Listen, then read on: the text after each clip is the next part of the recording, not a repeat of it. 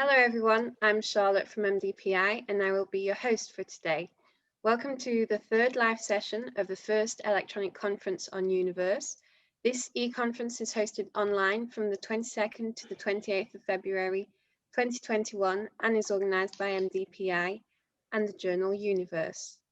I would like to thank the conference chair, Professor Lorenzo Iorio, the conference committee and the session chairs for making this e-conference possible, along with the speakers and of course our attendees. The conference papers and presentations are available on the conference's webpage for discussion during the time of the conference and will be published in the journal Proceedings. I would like to remind everyone that this session is recorded. The recording will be made available as soon as possible and will be posted online alongside the 3 other live sessions of this e-conference. This webinar is also being live streamed on MDPI's YouTube channel, so hello to those of you watching us on there. Today's live session is chaired by Dr. Magdalena Kersting from the University of Oslo in Norway and Professor Matteo Luca Ruggiero from the Politecnico di Torino in Italy. Dr. Magdalena Kersting is an educational researcher, physics educator and science communicator working to bring great science education to as many people as possible. Currently, she works as a postdoctoral researcher in a project called Linking Instruction in Science and Student Impact to develop a framework of embodied cognition in science education and to study the quality of instructional practices in science classrooms. She has a lifelong goal of getting students excited about modern physics, and she collaborates with the Einsteinian Physics Education Research Collaboration and the ARC Center of Excellence for Gravitational Wave Discovery to make that happen. Professor Matteo Luca Ruggiero teaches physics at ITES in Turin, Italy. In a previous life, he graduated in physics at the Università di Pisa, and then he got a PhD in theoretical physics at the Politecnico di Torino, where he also worked as postdoc student and as contract professor. His main area of interest pertains to the study of rotation effects in relativity in different contexts. Thank you to both of you for chairing this session. Each presentation will be followed by a question time. If you have any questions, please feel free to post them in the Q&A box at the bottom of your screen. If you wish to ask your question in person, you can raise your virtual hand and I will hand you the microphone. And that's it from me. I now hand over the mic to our 2 session chairs and wish you a pleasant webinar. Thanks so much, Charlotte. And good morning from Europe and good afternoon to Australia. Welcome to the second physics education session of the ECU 2021 conference. And I'm really excited to have our Australian colleagues with us today as well, particularly so because the Einstein First team hosted many of us in Perth at the inaugural Einsteinian physics workshop exactly 1 year ago. Much has changed since then, but much has remained the same as well, and we still care about modernizing physics education. So I'm really happy for us to be able to meet virtually in this format. Before I introduce our first keynote speaker, I just want to run you through how we are going to organize this session for those of you who didn't or who weren't able to be with us on Monday. We have 3 keynote speakers today, and we will start with them. There is a short break in between, and after each keynote talk, you'll be able to ask questions. And the last hour of our session then will mostly concern discussions, asking questions to each other, and some of our conference participants will have time and opportunity to briefly introduce themselves and their research as well. But I think that's enough for me, because we want to have time to interact with our first keynote speaker, Jackie Bondell. She is the Education and Outreach Coordinator at the ASC Center of Excellence for Gravitational Wave Discovery and Dark Matter Particle Physics at Swinburne University of Technology. and University of Melbourne. She has a background in astrophysics, and she really is an expert in education, and she has used technology to facilitate very successful learning experiences for quite a while now.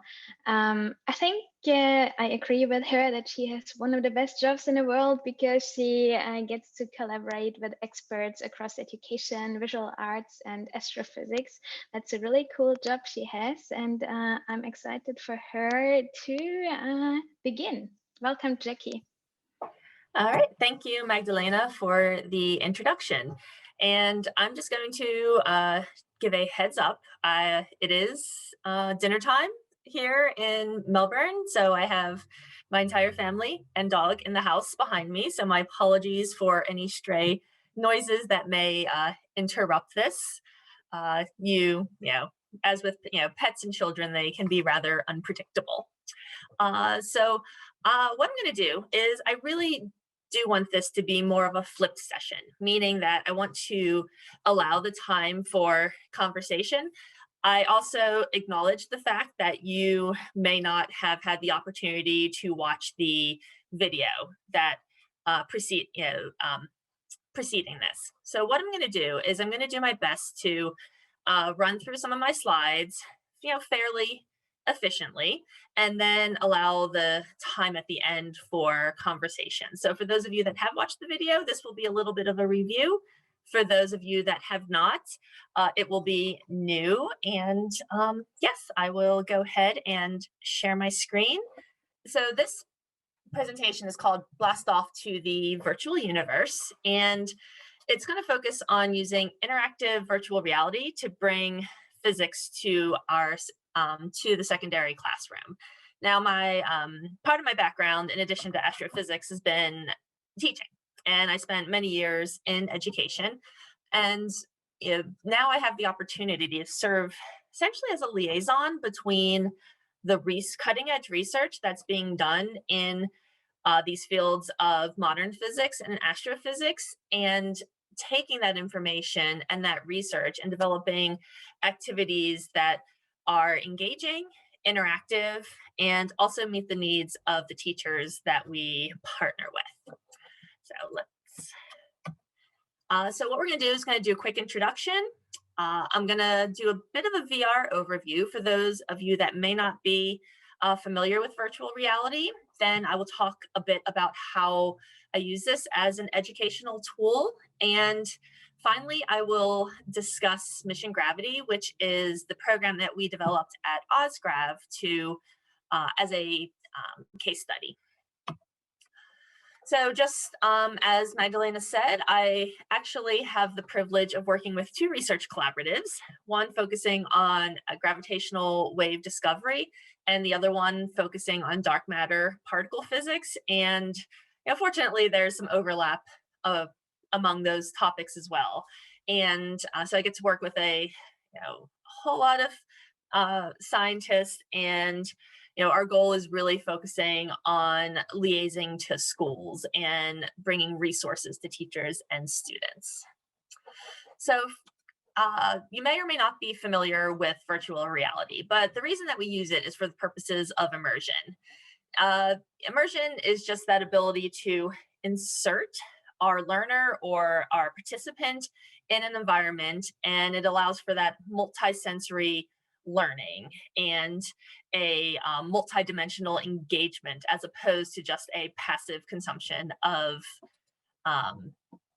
information. And we really, yes, VR is fun. You get to, people who put on VR headsets, there's such an awe associated with it.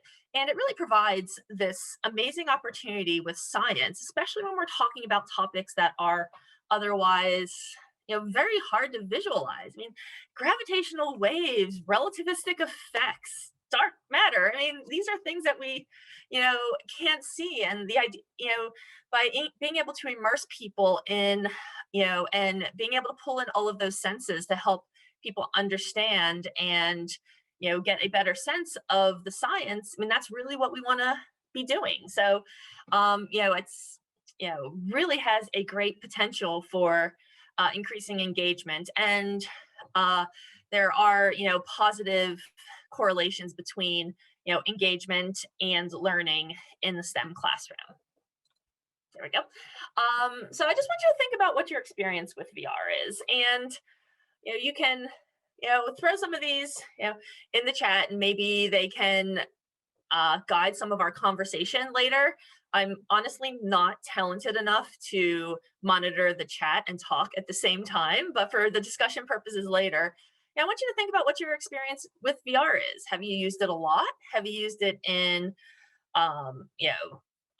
for science? Have you used it for, other purposes? Have you used it with, if you're in education, have you used it with students? Have you, so just, throw some of those ideas into the chat, and we can use them as kind of a jumping off point later.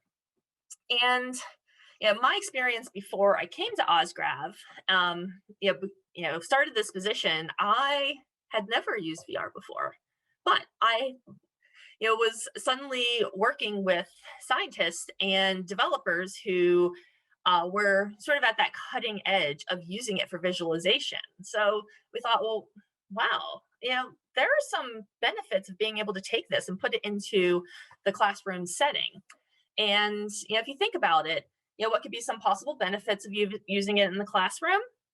Again, possible discussion questions for later, but you get engagement, you get that awe factor, you get to take students to places where and interacting with things that they couldn't otherwise interact with.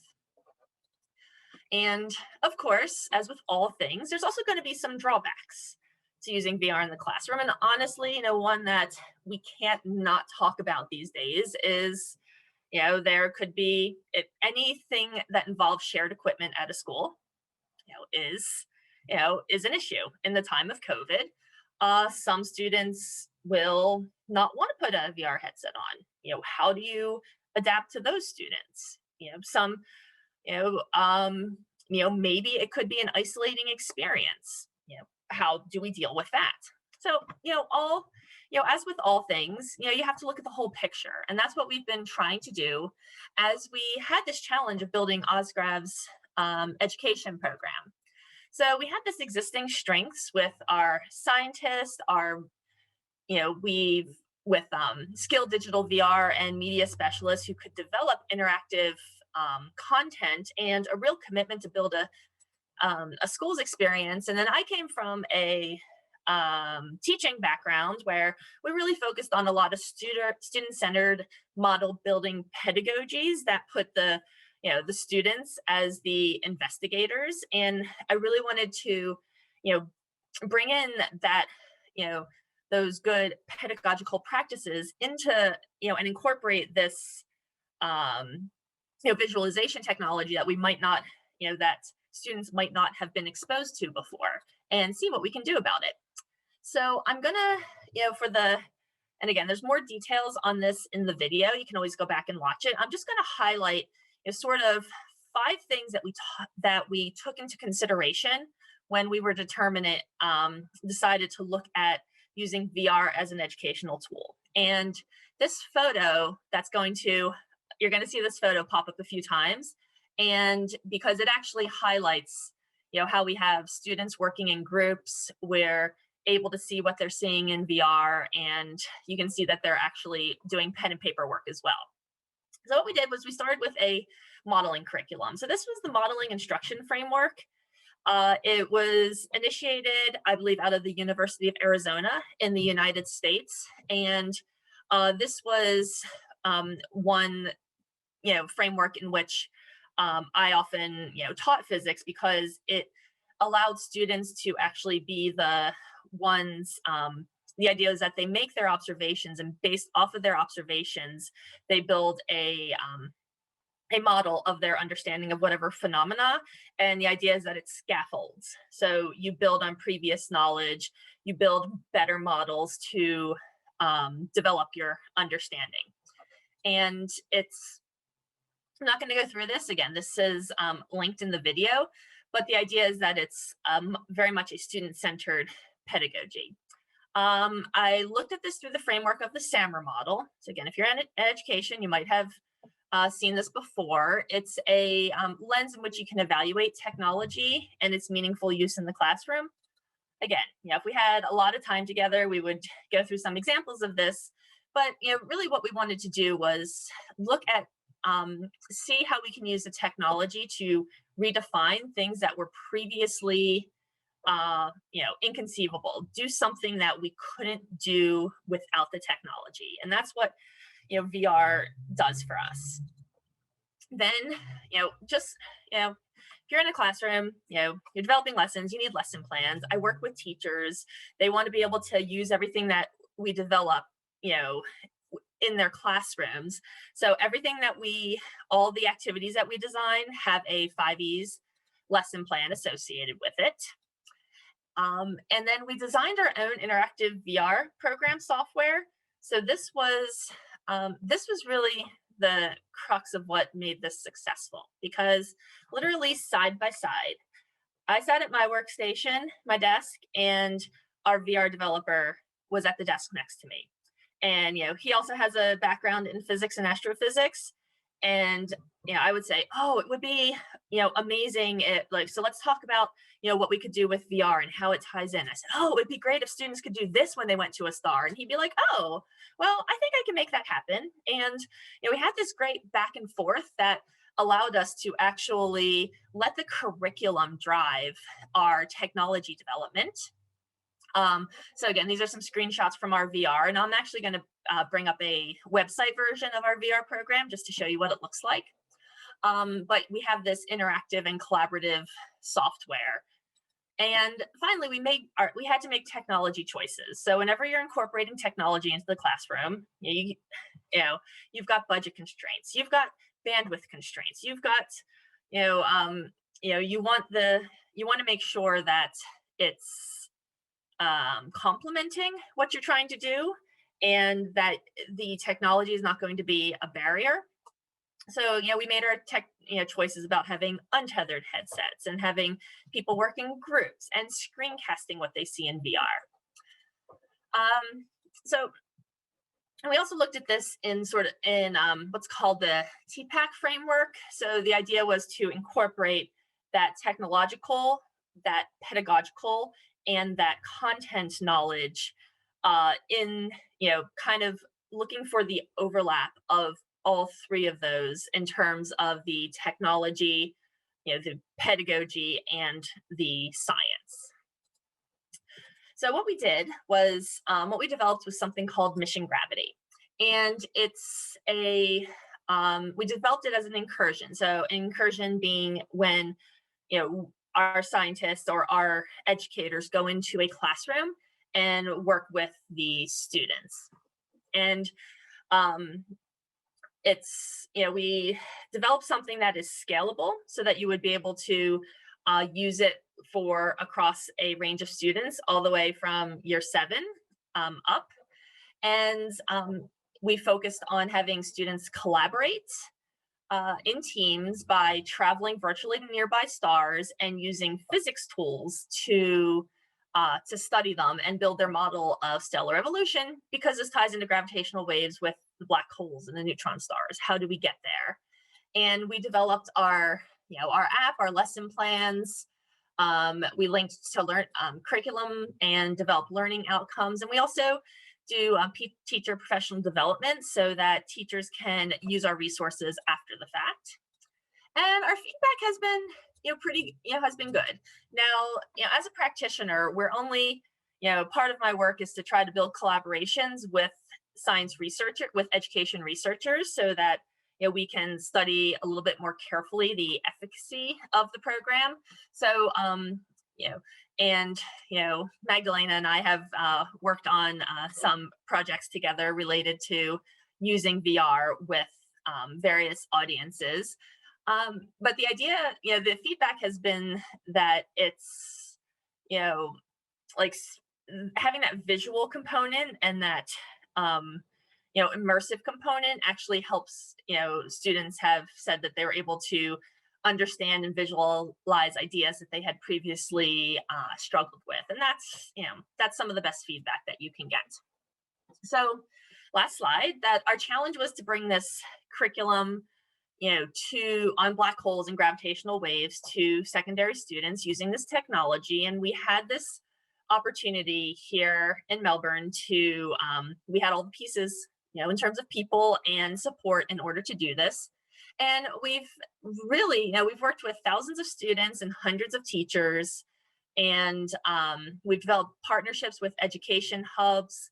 We have schools all across Australia using our programs because we make it freely available to teachers. And we developed even remote versions so that we could deliver in response to COVID.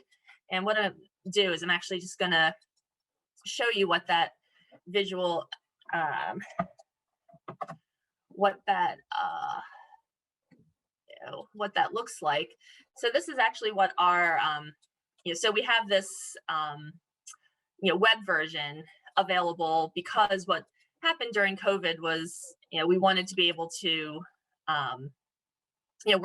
still work with students. So then we developed this web-based version where instead of going into a classroom with VR headsets, students could be at home and we would be able to work with them. So you can see we're able to travel students to stars.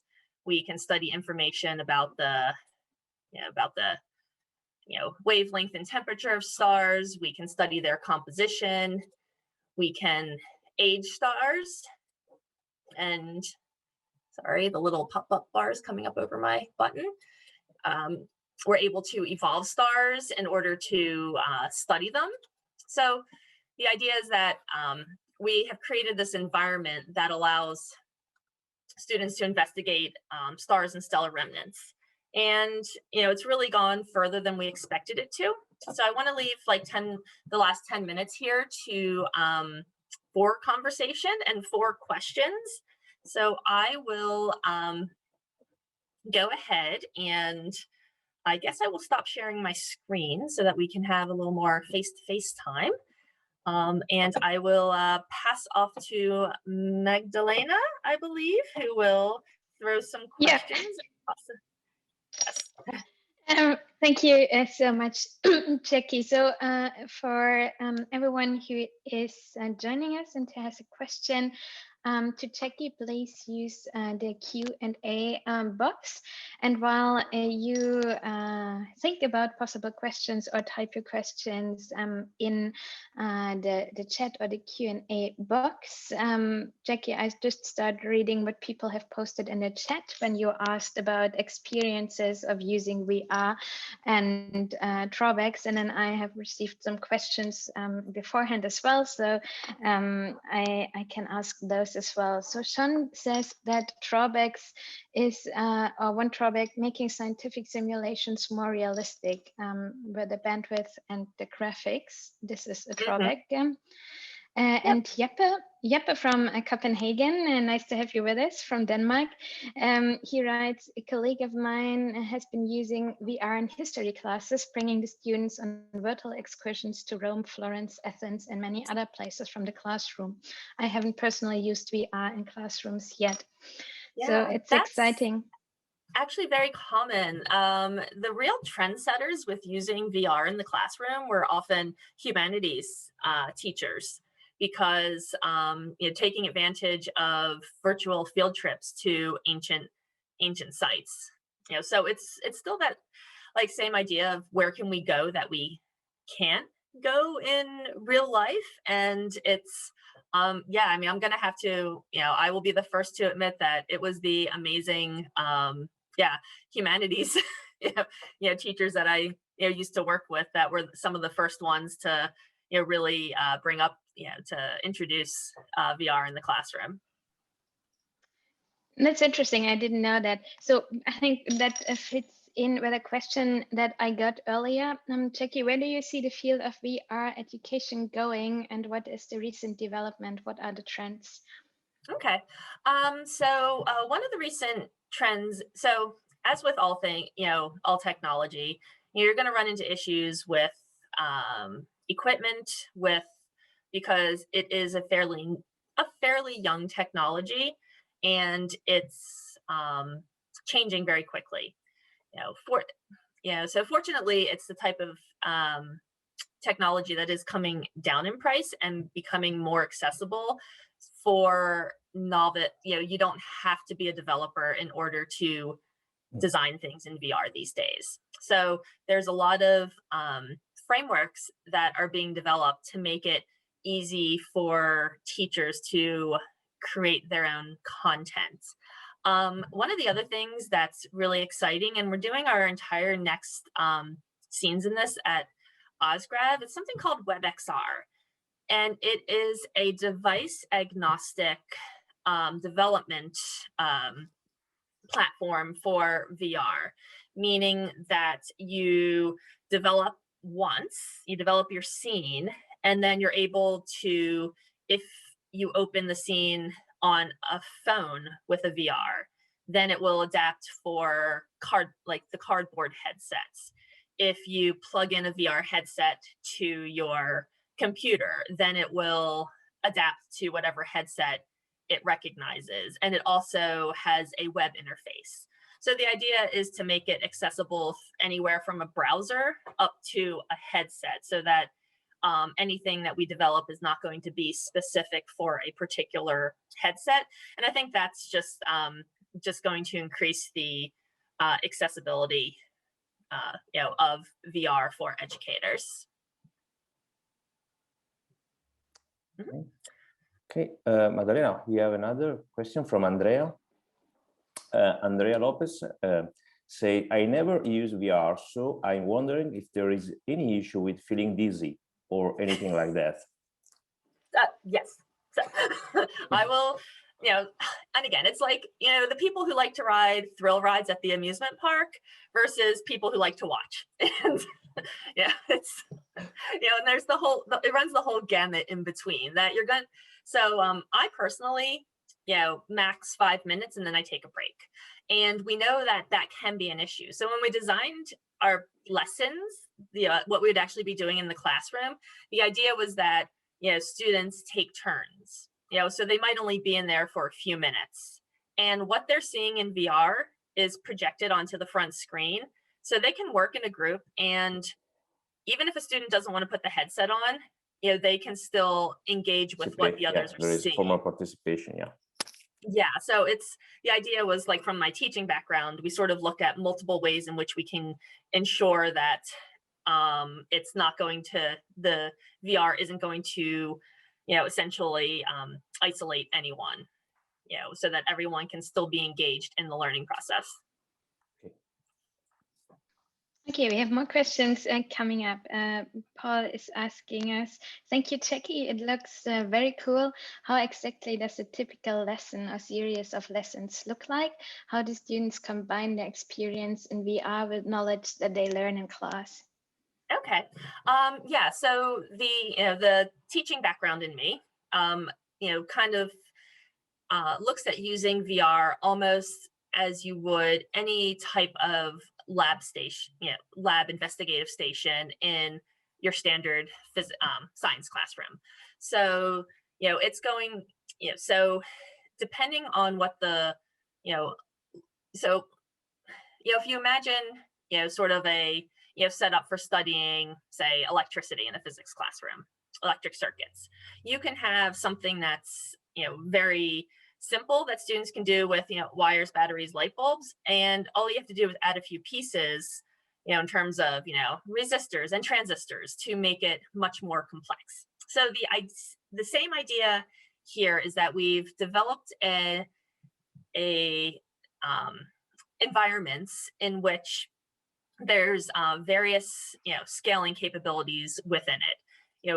If we're working with students who are new to studying stars, maybe our year 7 or year 8s, so those would be like 12-year-olds, 13-year-olds, the lessons are designed to be qualitative, so that, and we're guiding, and when they're doing their investigations, they're focusing on, how the colors of stars change and how their size changes, and the models that they're drawing are based on, oh, well, these, blue stars, they get, much bigger than these yellow stars do.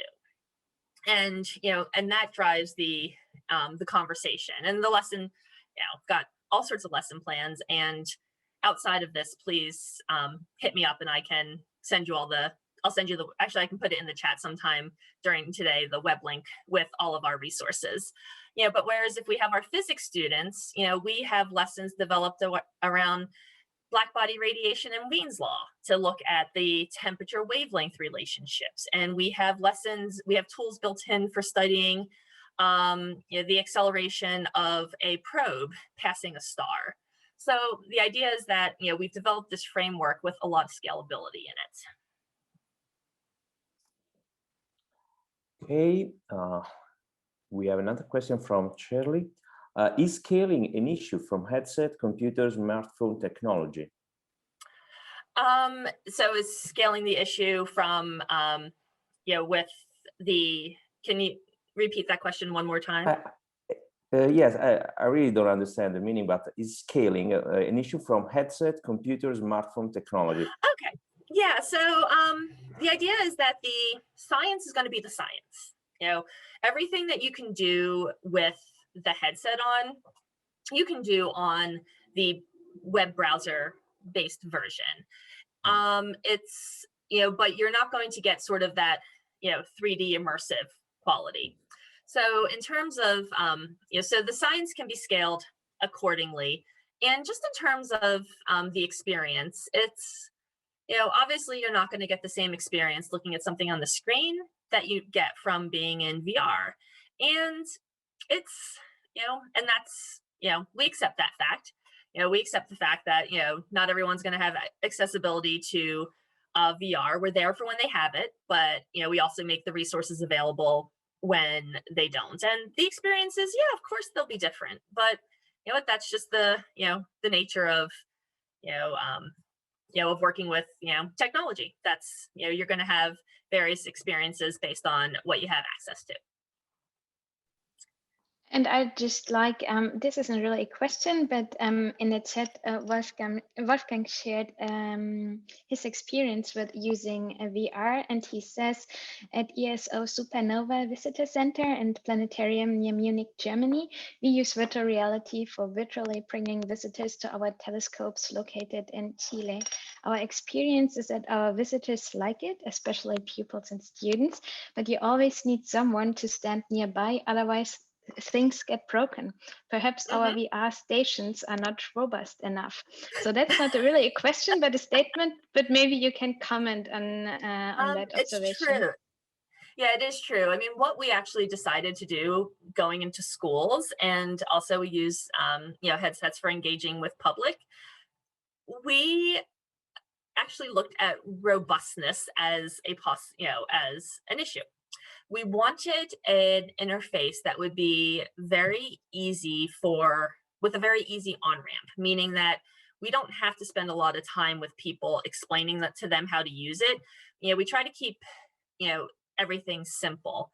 And this led us to go for what would actually be considered a mid-range headset. We don't go for, the most high-end ones because they're not necessarily as robust. We actually found, that some of the more mid-range headsets, they can, honestly, we've had kids drop them, and we've had kids, they've been through a lot, and, it's part of the nature of technology. So by going mid-range, if something did happen, it wouldn't be as big of a loss.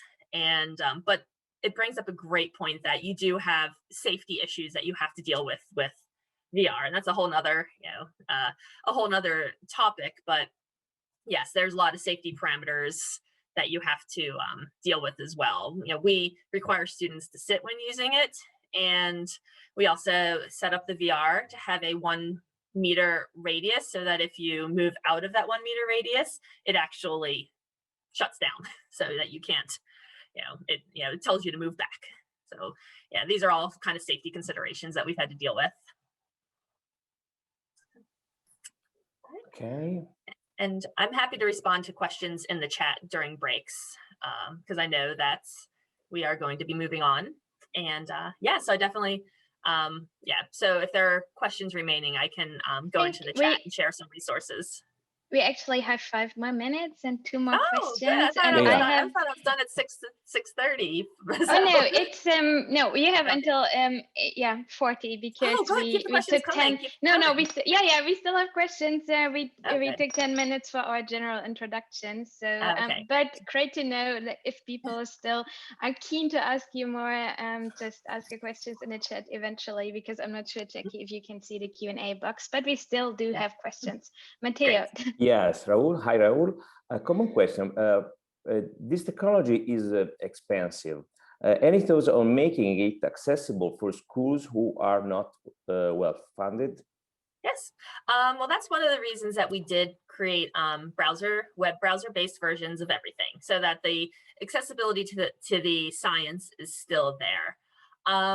What we do is we try to run it as an incursion, so that we'll actually travel in with all of our equipment and run activities with classes, and sometimes that's all all a school might need to sort of get them over the hump into terms of whether they might want to get it for themselves. But we also made the choice of using standalone headsets so that they don't have to be tethered to a computer, because computers are expensive. If we take out needing the computer attached to the VR headset, the price drops a lot. There's also options to use heads if students have phones. A lot of these programs will have you can get like cardboard VR headsets, or headsets that you put your phone into, and that serves as the brains of the VR.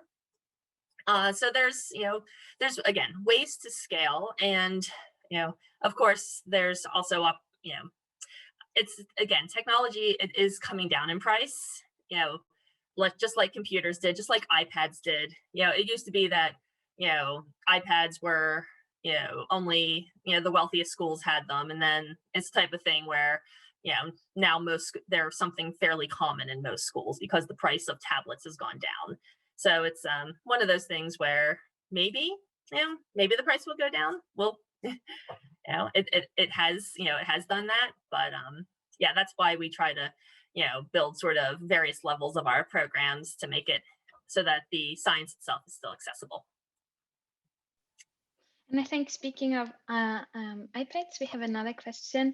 Are there any initiatives that will allow the VR to operate with iPads with some kind of binocular viewing attachment, much like the cardboard box type for mobile phones? Yeah, I don't, it's something people have asked about before, and I don't know if any companies that are going ahead with it, because I don't know if it's just because iPads are bigger than phones, that could actually just cause a weight issue, if in terms of like holding it up or possibly having it in something that goes on your head. So just more of a physiological issues. So that's why there's sort of phones, or there's standalones. I mean, there's a lot of programs for virtual reality that are available for iPads to be so you don't wear goggles, but you can still move the iPad and move around. So it's sort of like a step between a web browser and having a VR headset. And then another thing which we're not really talking about today is iPads can also be used with augmented reality. So just another that's sort of another topic that we haven't ventured too far into yet, but that's one way in which people are trying to utilize iPads for that more three-dimensional visualization. Yeah, so perfect. Thank you so much, Jackie. I have another question. I think I'll just ask you later because we don't want to already have delays. So I think, again, thank you so much for joining us today. And I think, Matteo, you're going to introduce our next keynote speaker. Yeah, Yeah, thank you. Well, it's an honor, a privilege for me to introduce David here. David is a emeritus professor at the University of Western Australia in Perth, and his research field is gravitational wave physics. He reached fundamental achievement in these fields and has contributing to the detection of gravitational waves a few years ago. And moreover, he started the Einstein first project a few years ago, whose aim is to introduce modern physics, Einsteinian physics, to children. So I'm curious to hear from him the recent development in these fields. And again, welcome, David, for being here. Thank you very much, Matteo, and to Magdalena for organizing this. I'm going to switch on my share screen and hopefully find the presentation. Yes, so I'm also a member of OSGRAV, the ARC Center of Excellence for Gravitational Wave Astronomy. And but these days, I spend a very large amount of my time on this particular project, Einstein First. And today, I wanted to talk to you about school science without paradigm shifts. I want to give you an idea of the motivation of why it is so important that we bring Einsteinian physics, not just to high school students, but to primary school students.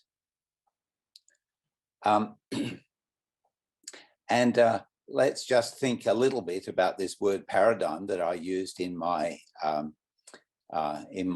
title and in the abstract.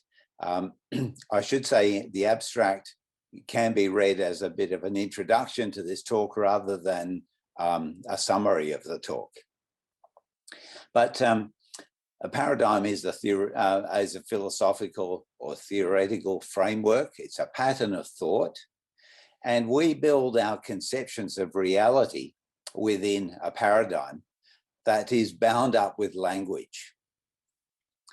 Like language, the conceptual framework is best learnt at an early age. Einstein called it common sense. He said common sense was the set of prejudices learnt before the age of 18. A paradigm, if we live in a different paradigm, we almost cannot talk to somebody in their paradigm, because it is so much like a language that you have such a different conception of reality that it forms a complete barrier. You know, imagine, for example, if you met some primitive people who believed in a universe that was controlled by spirits and things of that sort, and you come along with your physics, modern scientific paradigm, it's extremely difficult to communicate. And I'm not sure if everybody would agree, but my view of the modern paradigm is that there are three components to it. One is the one that came from Democritus, who you saw in the in the previous slide, and it's the atomos paradigm. The universe is made of fundamental building bricks. That is just one component of it, and of course that means atoms and fundamental particles to us. Space and time are a dynamic fabric shaped by mass. That is general relativity and things of that sort. And observations are defined by probability and uncertainty. Those are the components of our modern paradigm. And the classical paradigm is really very different. A very strong thought in the classical paradigm is holism, that matter is made of continuous, undividable substances. And as I mentioned in my abstract, this concept of holism was very strong in the 19th century, and even a textbook of chemistry in 1900, when you would imagine that atoms had been well and truly proved, was still able to be written, become a major textbook in chemistry, did not mention atoms. It was possible to think that atoms and also photons were just some sort of mathematical entities that didn't represent reality.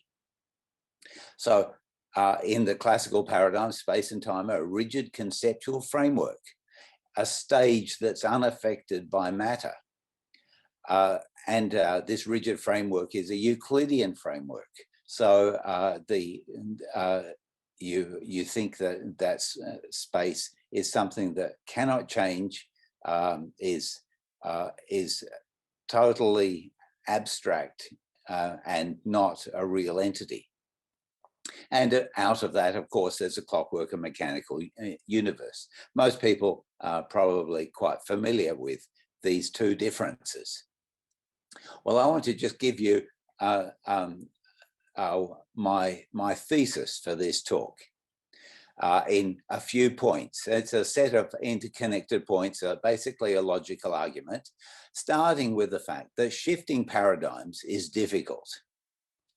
If your whole language, your whole way of thinking is based on one paradigm, to suddenly change paradigms is extraordinarily difficult.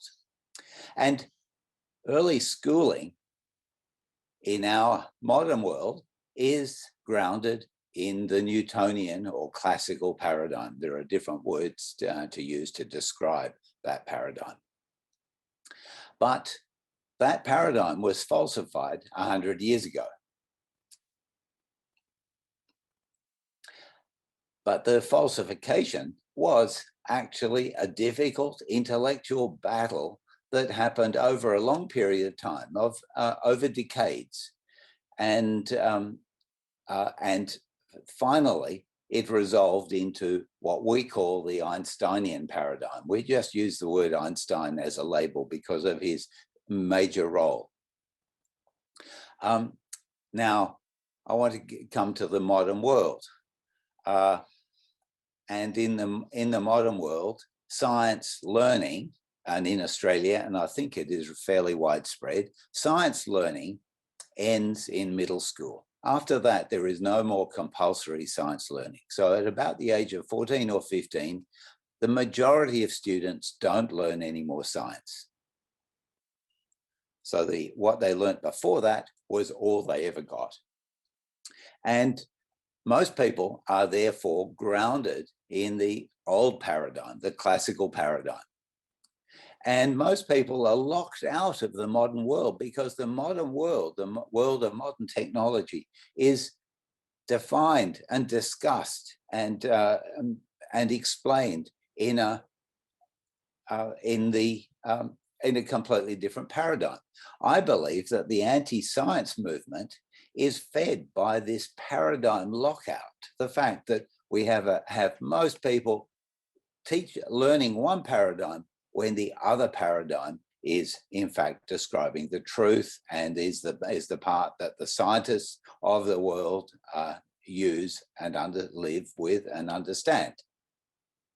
So the logic of this is that we must abandon the Newtonian paradigm in school education. And what we know from now more than 10 years of doing trials with schools is that young children happily accept the modern paradigm. But we've also learned that the concepts are challenging for primary school teachers educated in the old paradigm, particularly because many of them have learnt very little science. So our task is to make the modern paradigm accessible to teachers, and particularly to teachers who have a very poor science background.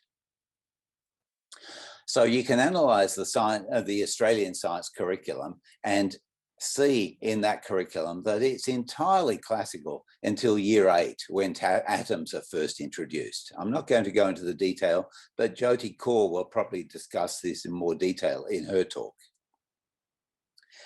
The main point is that primary education contradicts the modern paradigm.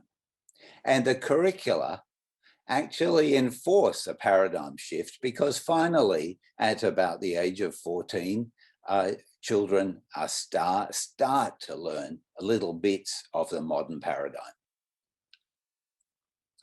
So we need to tackle this, tackle the early levels where the classical paradigm is cemented through language and implicit learning. We believe that every child's got the right to share our best understanding of physical reality, and we should do all we can to make that possible. The first question we must ask is it possible to ground all schooling in the Einsteinian paradigm?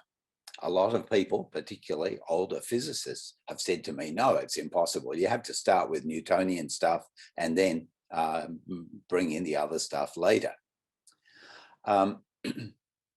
And as I already said, we must remember that these primary school teachers have minimal science training. Well, there's a very good theoretical support for the idea that we can teach the subjects that we want to effectively in some intellectually honest form at any stage of child development. That comes from Jerome Bruner. And the concept of spiral learning, where you bring in ideas at a simpler level and then revisit them more and more, is a natural way to go about it. And particularly, we emphasize in our project discovery learning through activities. And I'm going to say a little bit more about why that's so important. But there's more recent support for this, and I thank David Treagust for putting me onto this. David's a member of our team, and I think he's here today. There's Kathleen Metz, who's interested particularly in things like evolution, has written some very interesting papers on children's capabilities. And in a recent one, which you can see a reference to at the bottom, she said, she and a large team actually said, there's a considerable plasticity in young children's capacity to understand abstract scientific ideas, given sufficiently powerful instructional conditions. So you have to do it right, but if you do it right, you can teach them these conceptual ideas, which maybe Piaget theory would say is not possible. But we have ample evidence that this is possible. And then she says, science frameworks have frequently limited the content targeted for early grades to such simple and concrete ideas that they offer little explanatory power. Even preschoolers seek explanation. So explanatory power is a very important thing, and we must consider that.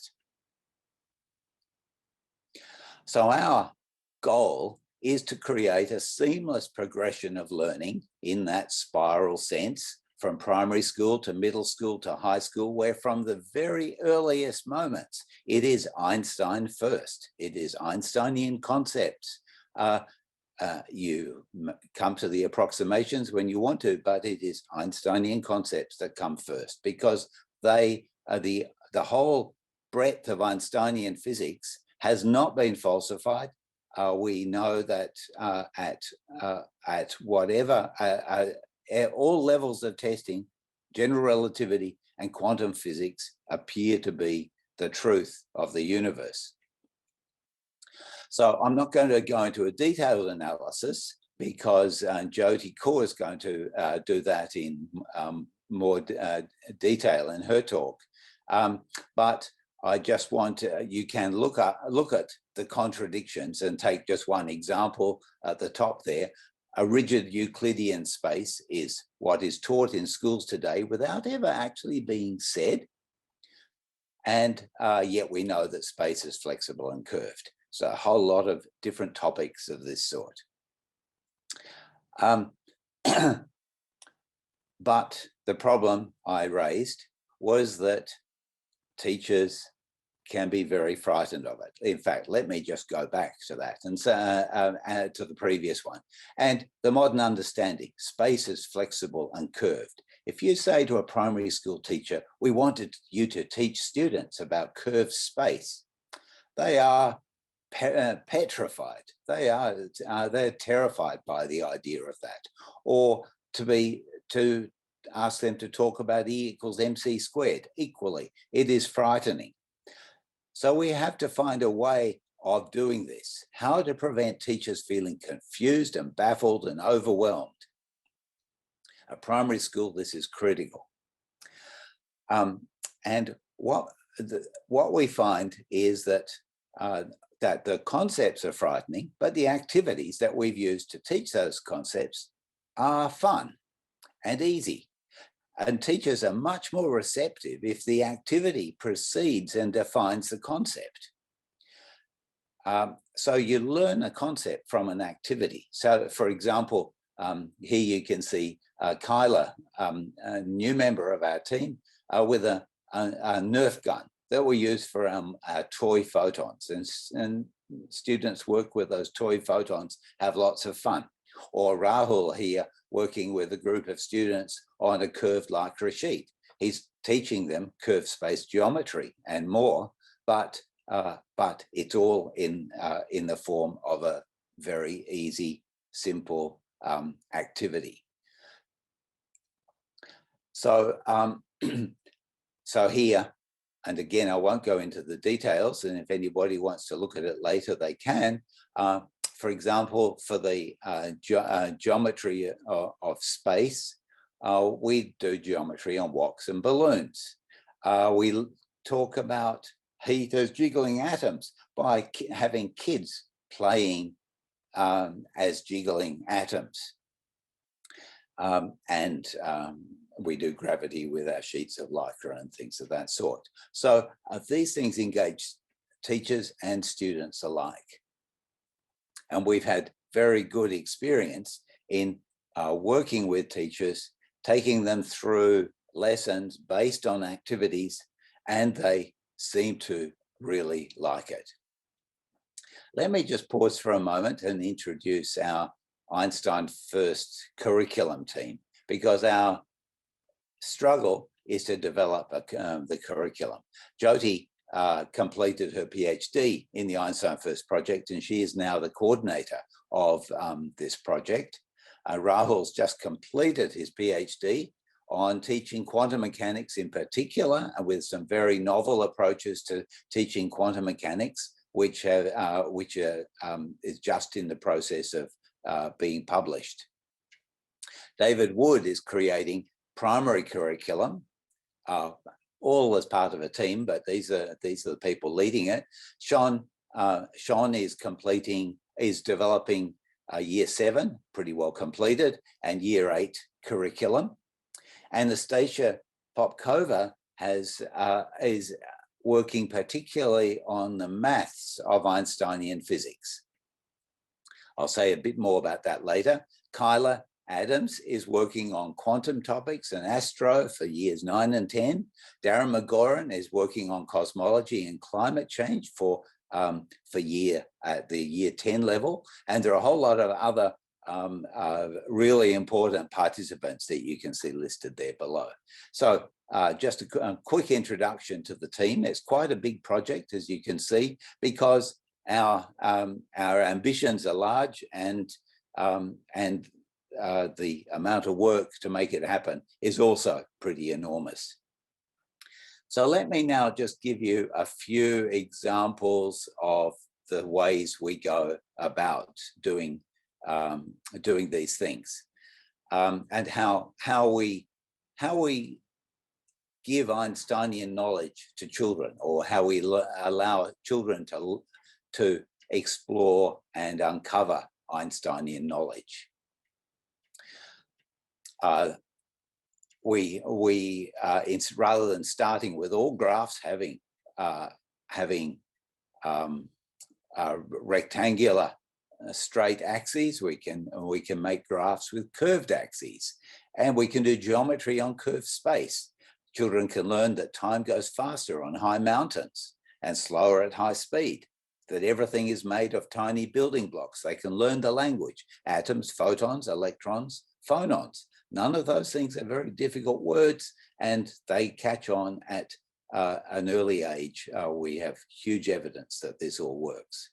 Electric forces, and we try to avoid the word electromagnetism because it's a little bit frightening for primary school teachers. So given that magnetism is a form of electric force made by moving charges, we try to use the language of electric forces, including magnetism, and they make atoms join together, and they also make atoms bounce off each other. And you can link that to all sorts of activities.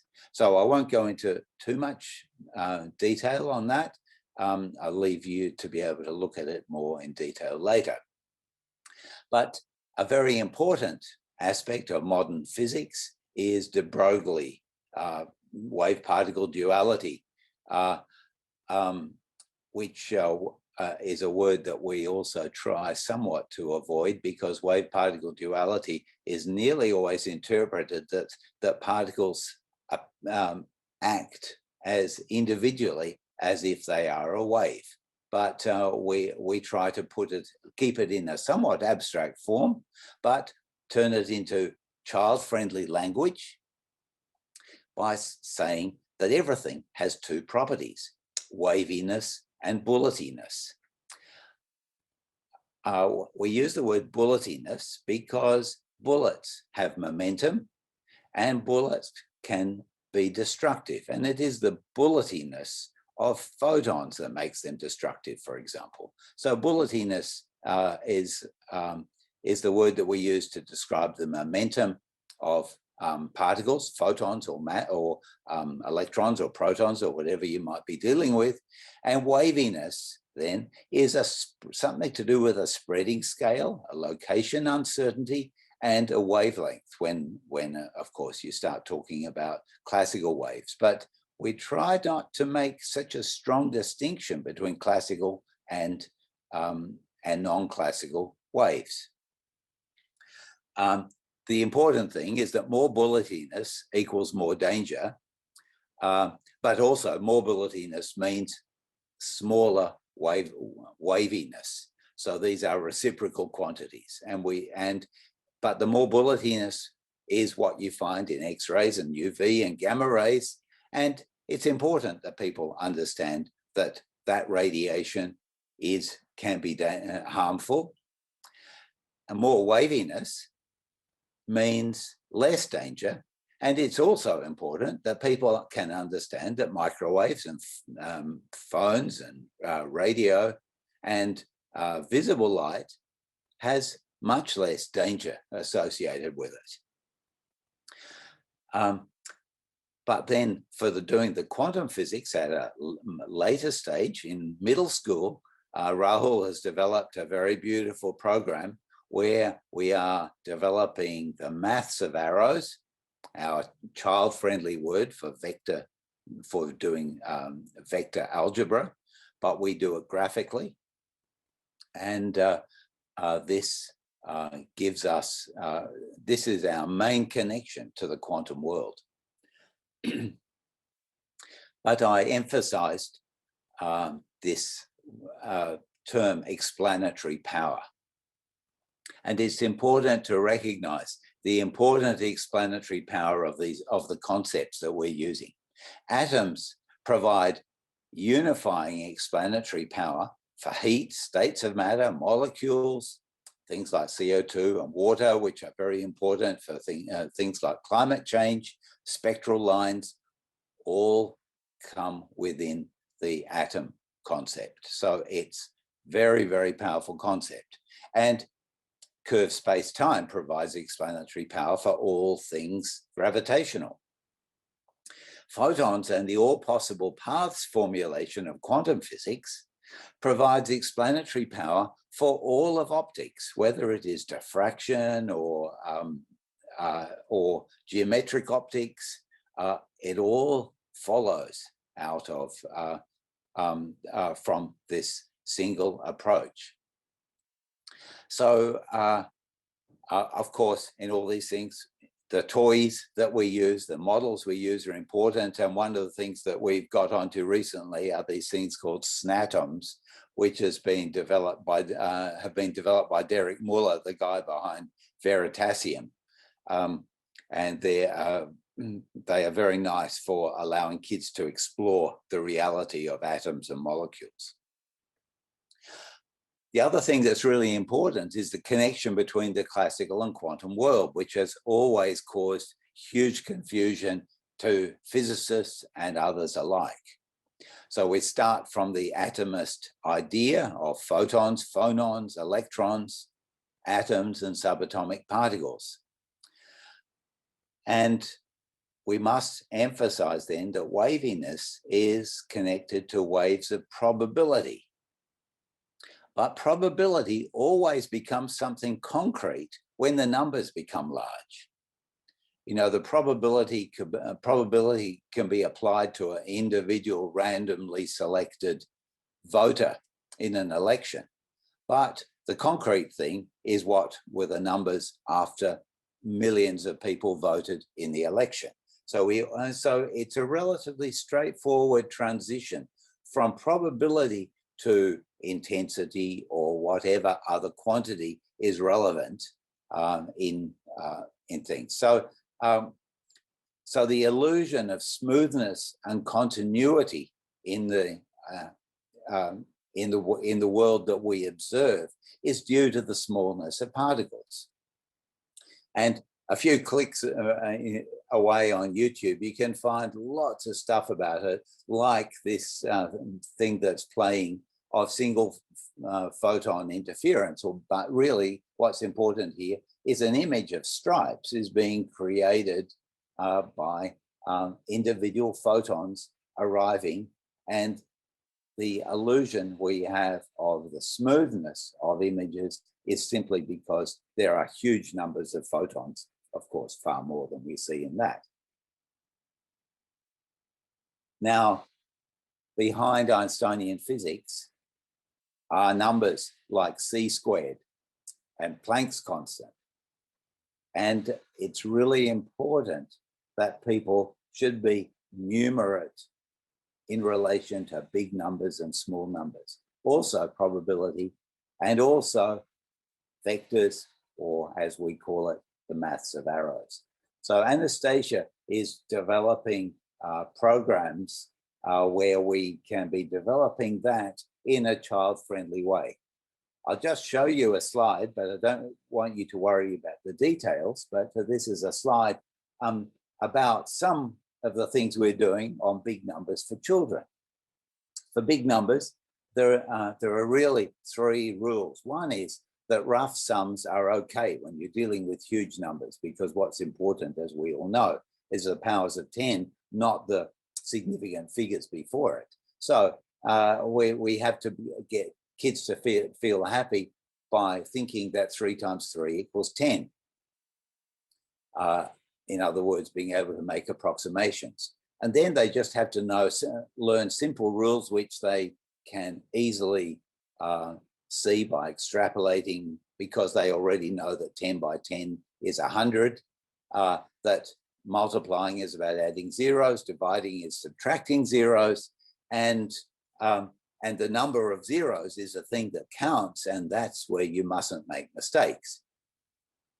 So we then have given primary school children exercises in E equals mc squared, or exercises in light years, where you have to deal with big numbers, and they can cope with it very easily. It takes only a moment for kids to work out the logic of writing powers of 10. And this example here is showing that Australia's total electricity usage per year is 30 kilos. And the world's total electricity production per year is about 10 tons. The last topic I wanted to mention is our work on general relativity. And this is the case where we often get questions where people say Newtonian gravity is perfectly good. Why do you have to worry kids about general relativity? And apart from the fact that it has explanatory power, which Newtonian gravity doesn't. It just has a mathematical formula for a force, and somehow that force goes through space. General relativity uses the fabric of space, and at least we have one unifying thing, this fabric of space, to describe how things work. But it's very important then, as well as exploring regular Newtonian gravity, is to explore all the ways that Einsteinian physics contradicts Newtonian gravity, and Newtonian gravity is falsified. So I think it's important that we not be afraid of saying that Newtonian physics is wrong. Of course, we can say it's a good approximation, but it is formally, it has been fully falsified. And an example is our use of the word Kepler's laws. They were Kepler's laws, but now they are Kepler's approximations, because every orbit precesses. Orbits do not follow Kepler's law because of curved space. So so that's that part. But then last point is about distinguishing truth and approximations, because if we say that Newtonian physics is falsified, we don't want to say that it's not still useful, because Newtonian approximations are useful. And so the analogy I always like to use is the case of the Earth, that the truth is that the Earth is a ball. Nobody disagrees with that. But flat Earth approximations are perfectly okay for architects and engineers and people who are making roads and things like that. And they can make those approximations without being concerned that they are believing that the Earth is flat. They know that the Earth is round. So we can always know the truth while using convenient approximations. And I think it's important that we're all able to express that when we're trying to teach modern physics to young people, especially when you have people saying that Newtonian physics is perfectly good. So now, after about 2 years of working on the Einstein First project, out of a total of 5, I would say that we've got about 50% of the curriculum pretty well outlined and complete.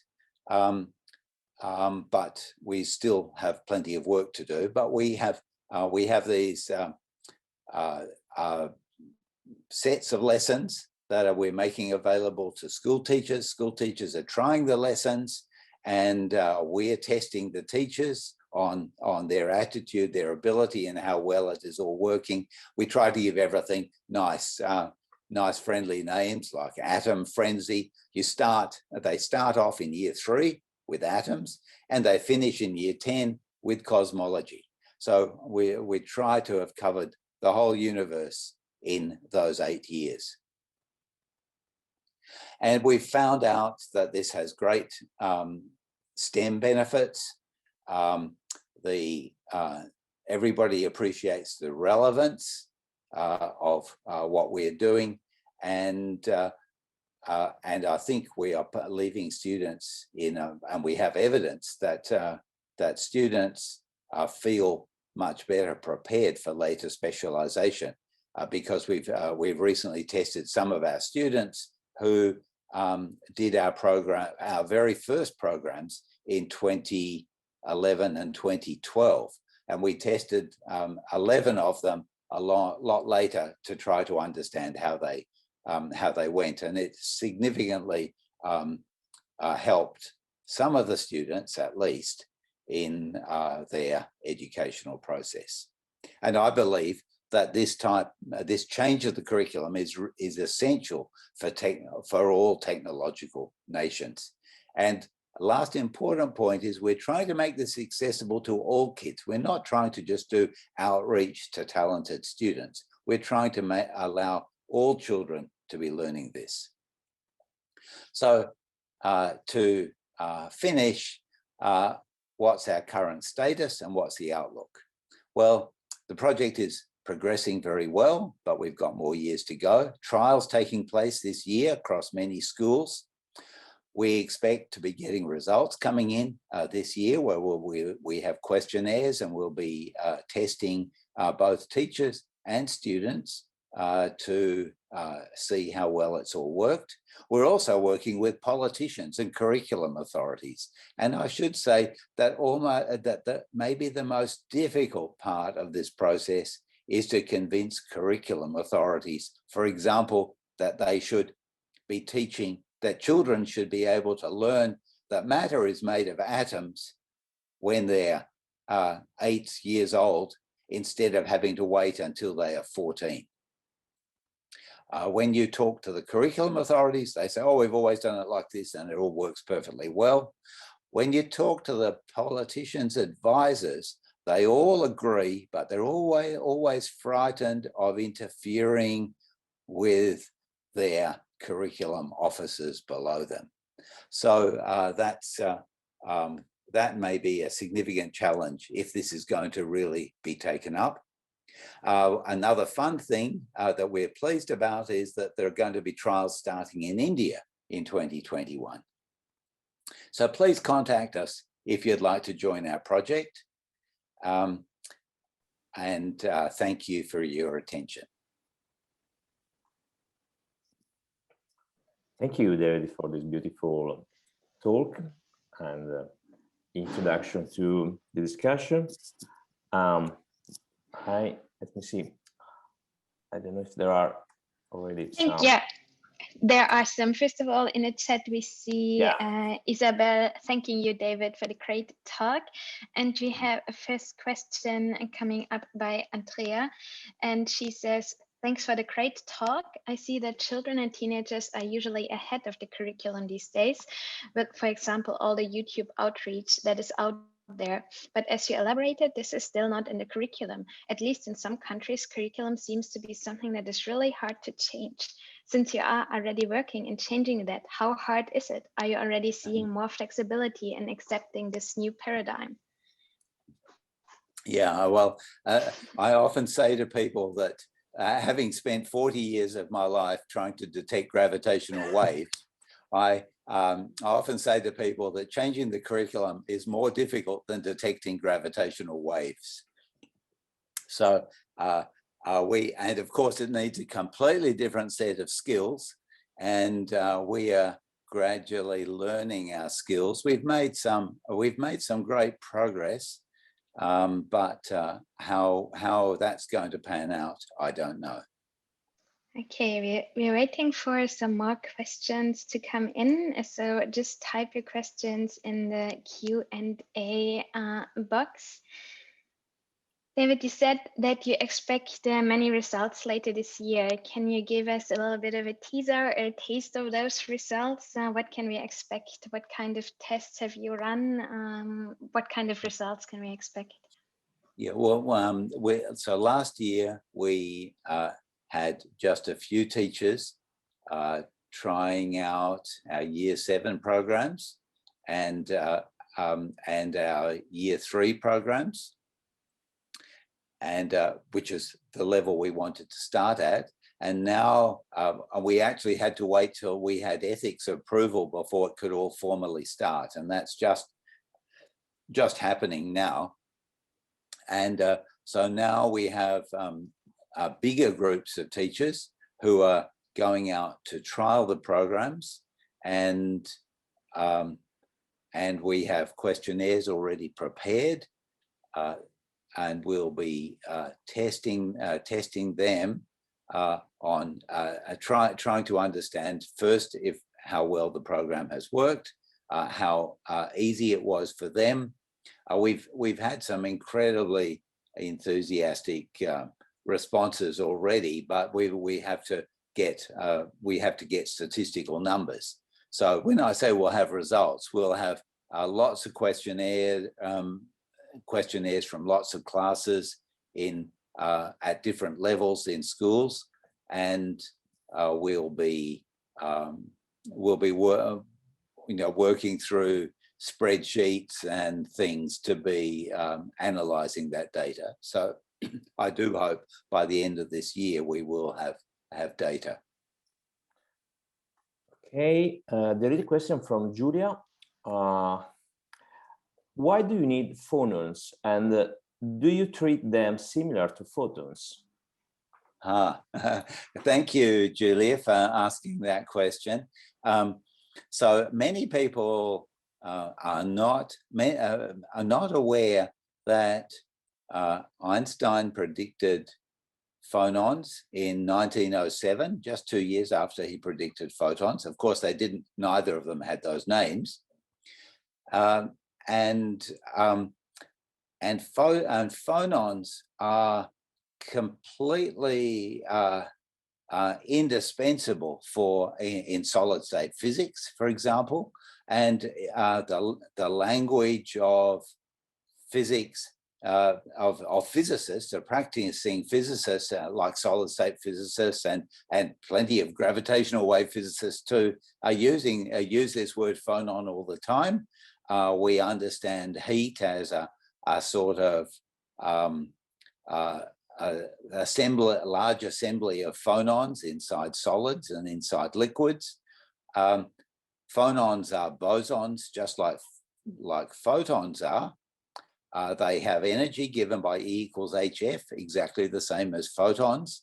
So although they are composite excitations as a result of being many atoms, they still behave as bosons, and they follow the Planck radiation law. We wouldn't have, for example, infrared radiation coming off hot surfaces if it wasn't for the interaction between photons and phonons, and the equilibrium between photons and phonons that gives rise to the black body spectrum of a hot object or something. So I think it's an overlooked topic that is that shouldn't be overlooked. Okay, great. Thanks, David. I hope that answers your question, Julia. Another question that I found quite interesting by Aaron Kuma. What is it that makes you take time from your research on gravitational waves to dabble in these activities? Well, I wouldn't call this dabbling. Maybe when I first started, I thought it was dabbling and it was all just very, very simple. But I've realized the importance of it, and it was what I gave in my early slide. We are faced by this anti-science movement in the world. And Trump's America was anti-science. And why are they anti-science? Well, they are people who live in a completely different paradigm from the scientists. So we're not bridging the gap between those people. And when their language does not match with the language of science, then even when we talk all the time about COVID and the need for following the science there, I think still at the level of other things like technology, things like phones are just magical devices, and we give people no basis for understanding it. They don't understand our language, so we have to simplify the language. I think it's one of the most important things we can do to create a single unified language for understanding the modern world. And what I didn't realize at the beginning, was that means we have to go down to primary school. But I'd like to hear people's arguments against me. Okay. Next question is from Eugenio. More than a question, it is a comment. It is a difficult task because Newtonian physics and Aristotle's view is rooted in everyday life. So the human being has evolved by confronting with this scale of mass, energy, and so on. I think the question is about the difficulties of removing the Newtonian and Aristotelian paradigm from our approach. Well, that's, I mean, I'm pleased to be able to answer that question too. The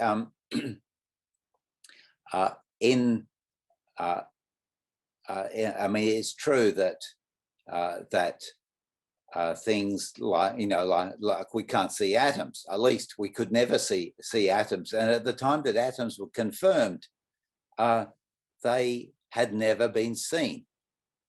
But we need to look at what technology allows us to do today. And technology actually does allow us to see individual atoms, feel atoms with things like atomic force microscopes. So, so one click away, we have atoms to be seen. We have lovely things like that Boy and His Atom video made by IBM, where the video is made of individual atoms. We have one click away, we have gravitational lensing to go to a completely different extreme where curved space is there in front of us. So, so technology has allowed us to expand our horizons outwards and inwards so that all these things are now a step away from, you know, just a click away really from our daily experience. If we're going to understand the universe we live in, we have to appreciate that we are a speck of a certain size in relation to the size of, you know, protons and the size of galaxies. Either we can know that, or we can say, let's ignore it all. Well, we could ignore it all, and then we could, you know, all, you know, live as peasants and not have a technological life. But in our technological life, it's imperative that we do understand this broad scope of the universe, from the tiniest to the biggest. So I think we're doing a huge disservice to people if we were to say, because this isn't really part of our everyday life, we can't, it's not worth teaching. It is part of our everyday life via tools now, which are the tools of the internet and telescopes and microscopes and all the things that allow us to investigate these things. Great, thanks, David. We have several more questions. Jeppe asks, how do you see the relationship between physics and mathematics curriculum in this context? In Denmark, we have recently introduced vectors and statistics to the curriculum and mathematics at a lower level, but at the expense of trigonometry and integration, which has been moved to a higher level in high school. I'm really pleased to hear that about that they are introducing some of those things in Denmark at an early age. I've been thinking about the enormous amount of time that children spend learning their times tables. You know, 7 9s are 63 and things like that. Now, how important is that in the age of the calculator? What is important is to know the magnitude of numbers, like what does $1 trillion mean or €1 trillion mean, and what does a nanometer mean? So, so we need to understand the scale of the world we live in, which is this world of money and numbers, and a world of you know, mobile phones with 5 nanometer wide wires inside them to create the computers inside them. So I think we have to clearly we have to be willing to get rid of something. And I would advocate much less emphasis on learning your times tables and instead put the emphasis on things like statistics, vectors, and big and small numbers, and rely on our tools to be able to do the little multiplications and things. Although, of course, you have to know what multiplication is and what division is, but you don't have to know by hand a huge number of cases. We just have an arbitrary, schooling has arbitrarily decided that we had to learn our tables to up to 12 by 12. I think that's pretty well universal everywhere, but why? Why do we have to do that? I don't know.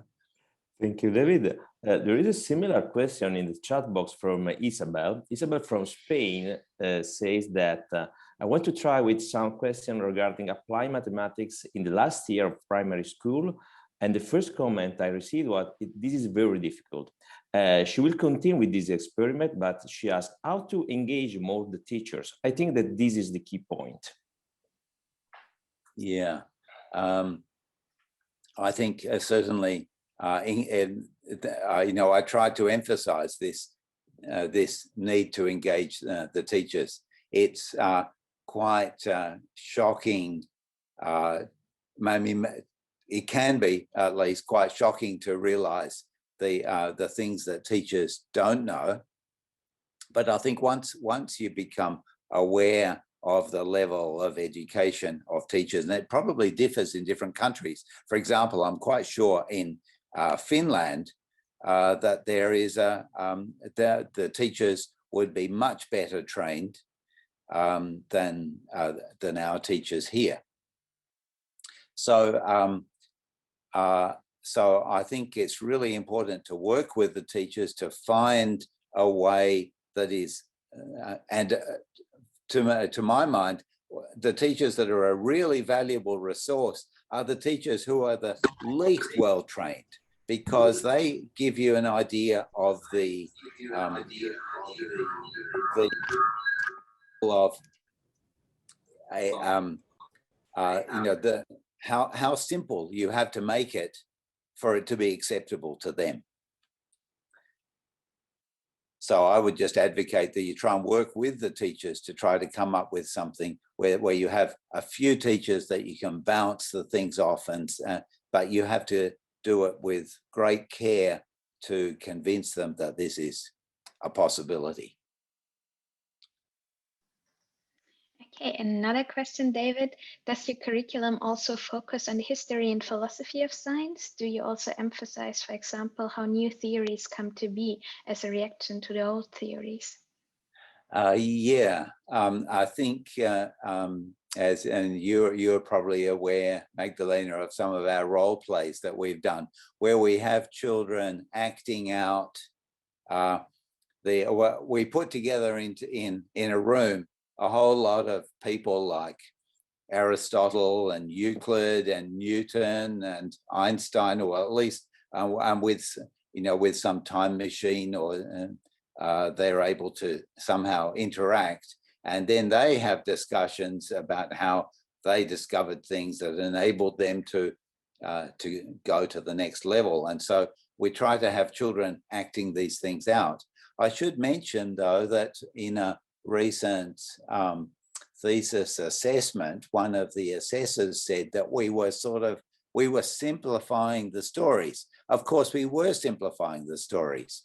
You know, we simplify it to, you know, Einstein realizing that Newton's law of gravitation meant that gravity traveled at infinite speed, and he knew that that couldn't be possible because he had just proved that nothing could go faster than the speed of light. Of course, all of these things were subtle, and we can't tell the subtle story, so we have to simplify it. And so some people don't like those simplifications. You're turning it into a sort of cartoon instead of it being a proper historical investigation. But I still think that this is the right level for children of that age, but perhaps we ought to somehow be able to bring in some level of argument to try to show that this is still a great simplification. Okay, I see we're getting a lot of comments, not really questions, but reactions to your to what you said, David. I think I'll just read aloud some of them. So Daria from Finland, she said she just wrote, it's true for Finland. The biggest problem here is that the teachers cannot do a lot of extra teaching, which deviates from the curriculum. So the big changes in curriculum would be great here too. So this was a comment from Finland. Then we have Stuart Farmer, whom you know, of course, from Scotland. Yes. And he writes, learning multiplication tables is important for automaticity and not overloading working memory during problem solving at more advanced stages, such as solving quadratic equations.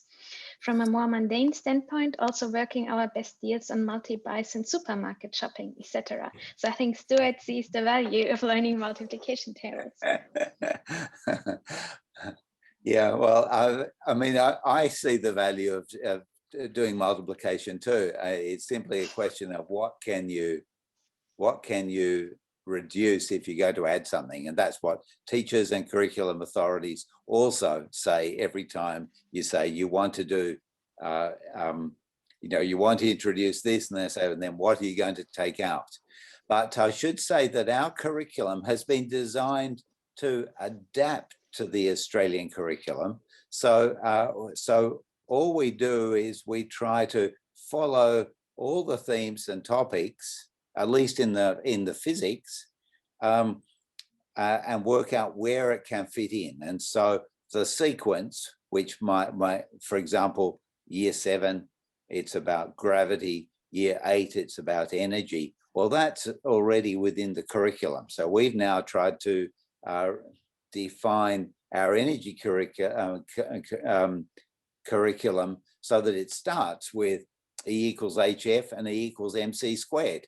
And then you drill down towards kinetic energy and all the more traditional stuff. But we always try to follow this Einstein first principle, that we start with what was our best understanding and then bring it forward. But if you had a complete clean slate, it'd be you could do something that was perhaps better, but you'd probably have no chance of introducing it. Yeah, I see one final comment and then probably our time is up. Michael Polik from Germany, he says, I agree to see mass equals energy as the central point. I also did this in my classes at school. It is better than putting length contraction and time dilation at the beginning. So I think, yeah, someone from Germany agreeing with you, mass equals energy is the central point. Was that Friedrich Herrmann? No, it was Michael Polik. But I think both of them are in Karlsruhe. We just had a discussion about this morning, and I mentioned Friedrich Herrmann, who also likes to put forward that same idea. Yeah, and we're going to hear from him later today. He's with us today as well. Yeah. Okay, so we think that we would like to thank once again David for this beautiful talk and beautiful discussion. And we have to make a break now. We take a Thanks 10-minute everybody break. for the questions.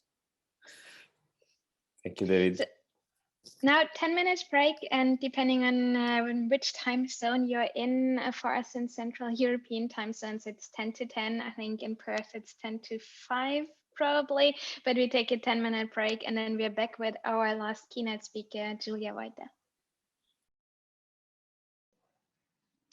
Okay, everyone, I think we are getting back, and I just saw that Raoul wrote in the chat, and he says, "Hi everyone, whom I met in Germany at the Bartonef conference almost at this time, but 2 years ago.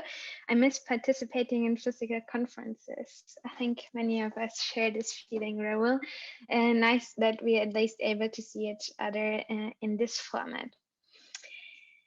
Okay, great. I see Julia, you're there. So it's time for me to introduce her. So Julia Woithe, she is a staff scientist at CERN, which she calls the Hogwarts of physics. And Julia coordinates the development and implementation of the CERN Science Gateway Education Lab, which is a new science education and outreach complex planned to open at the end of next year.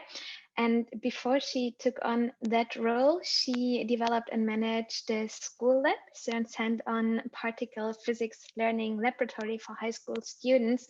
And she combined this with doing her PhD in physics education. I'm really excited to give a brief introduction. I really enjoyed your keynote talk, Julia, and both Matteo and I did our homework yesterday, so we can talk a little bit about that in a bit as well. But the floor is yours. Great, awesome. Someone did the homework. I was not. I was wondering how many people actually did that. Great. So thank you very much for the introduction, and thanks for having me. I'm really happy to talk about particle physics as usual. I don't want to summarize my talk too much because I assume that you've all seen my fantastic recording. If anyone never tried this before, try recording with PowerPoint. It's a lot of fun. But I will just show a few summary slides just to remind you of what I talked about. Okay, yeah, I'm sorry, but I'm not really good with short titles. So all my job titles so far have been extremely long. All my thesis titles were even longer. And so I thought I will just get used to it and also have a long title for my talk, which is the potential challenges and opportunities of introducing high school students to modern physics, lessons learned from particle physics. So if you watched my talk, you saw that I focused a lot on my experience in particle physics, since I work at CERN. But of course, many of the things, they are not specific to particle physics. So they apply to basically any modern physics topic. So let me just go through the main points when we start, of course, with the potential of particle physics education. So here you see, by the way, on the right-hand side, students experimenting in the good old times before the pandemic in our hands-on lab at CERN. So why is it worth thinking about particle physics education or modern physics education in general? One big plus point of these topics is that it can really trigger students' interest and curiosity. So we know from previous studies that anything about open questions, anything scientists cannot explain yet, and of course anything that has to do with space and maybe life outside the Earth, this is extremely interesting for students. Maybe it's also interesting because they don't learn about this in school. So we see the tendency that whatever you teach in school for a few hours becomes less and less interesting to the students. So that might be part of the of this interest we see there. But several studies now confirmed that open questions, and that's what's inherent to modern physics research, are really interesting for students. Also, when it comes to curiosity, we have a bit of data comparing different topics in physics. Also, particle physics and also radioactivity rank really high compared to things like waves and oscillations or acoustics. Another point is the image and nature of physics. So when we teach about modern physics, we have a unique opportunity to really also talk about the nature of science in general, or the nature of physics in particular, talking about the tentative nature of physics, or also just how does research work nowadays. So many people still have this conception of single old white-haired people in lab coats being alone in a lab with their experiments, but this is not how research works anymore. So we have huge collaborations. It's extremely important to speak English if you want to become a physicist these days. And of course, yeah, this can have a huge impact on how students perceive this subject. a third point, which is extremely promising, I think, also very under-researched, is the meet-scientist effect. So there are a few papers on that, and I've also seen this in my PhD thesis, that just students' perception of scientists can have a huge impact on how interested they are afterwards, but also just how they perceive their experience. So this is feedback we get at CERN a lot when people come and visit. They don't really remember what they've seen. So even if we showed them one of our amazing detectors underground, they might not remember that, but they do remember the people. So they really say, it was so cool to talk to this young person. Maybe she was a woman. So it was not a stereotypical view of a scientist, but someone that is more accessible. And here, of course, many of our programs have components where we bring students and teachers in direct contact with scientists. And I think this is a very powerful aspect of modern physics education that we should really keep in our head, that it's really important to show students how scientists look like. Let's come to the challenges of particle physics education. So interest is of course, related to the potential, but it's also challenging because there seem to be different interest types in students. We do see progression of students' interest. So usually, if they have a low interest, they're rather interested in applications, anything that connects to their everyday life. So anything that is easy for them to relate with. And this is a bit tricky for anything that has to do with modern physics, and it is as abstract as particle physics or general relativity, because there are, of course, links to students' everyday life, but they're sometimes not obvious. And you might want to spend a bit more time on this kind of abstract nature and about fundamental interactions, elementary particles. But then you should not forget that some students' interest to get them hooked, you need to talk about something that relates to them and their everyday life. And then once this first interest is established, then you can go further. So once you got them hooked by some application, you can go a bit more into the qualitative and quantitative things that you want to talk about. But if you ignore these interest types, then you might lose students who are not interested in science even more by teaching about modern physics. And here we have so my PhD student soon at CERN is doing really cool research on that. So I showed some first results in the slides, but there will certainly be more results coming in the future. One thing David also already mentioned is how important teacher training is.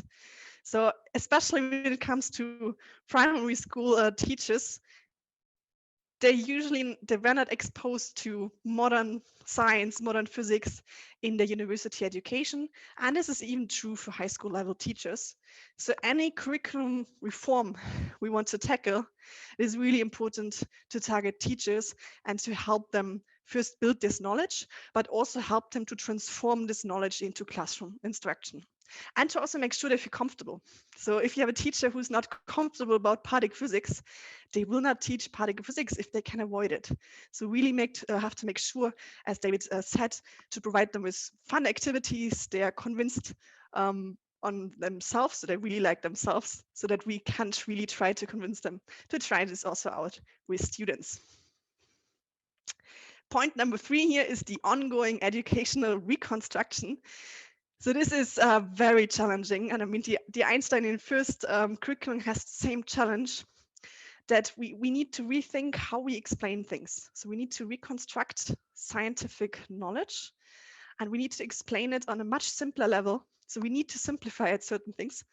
And this is not always in line with what physicists would want us to say. So you need to find a balance between simplifying too much and enough that the students of your target audience are able to understand that.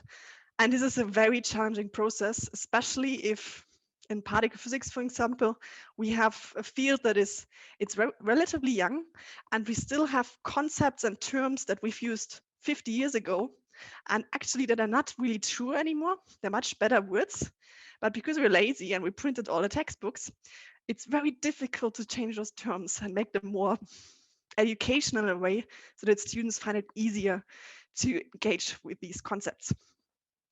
Last point, we also heard already from Finland, for example. This is not just true in Finland, it's in many other countries as well. is the challenge of the curriculum itself. So if you cannot change the curriculum on a short-term basis, how can you kind of sneak in modern physics components? And here, I think it's really important to highlight existing links to the core curriculum. So even particle physics or general relativity, there are links to existing components in these curricula. And at CERN, we have currently a study running to really look for those links specifically for particle physics. And as I already said, you don't necessarily need to put particle physics as a learning content to get this benefit from interest. It's sometimes enough to use the context. So anything you can put in a modern physics context, ideally applied to students' everyday life, is really super beneficial. So if you teach, I use the example of free fall with anti-hydrogen atoms or anything else you can think of, that would be a huge plus. Last, let me conclude by showing some of the opportunities. So I showed you some examples of my favorite activities at the moment. There are lots and lots more. We have a nice collection on our website that you can follow up on. For example, I showed how to build a particle detector for 20 euros that can even measure the energy of particles, how to build a ping pong ball accelerator, but this time a linear version with 3D printed components, how you can engage with students in CERN's Beamline for Schools competition, and where to find more resources on our PER website. And with that, I thank you once more for your attention. Feel free to download my slides or watch the recording.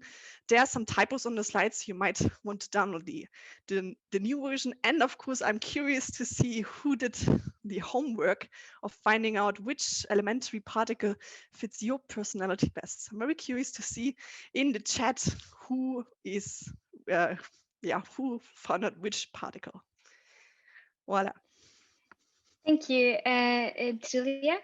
So we got some questions in advance, and I'll start asking those questions, and we'll give the other participants some time to type in their questions in the Q&A box.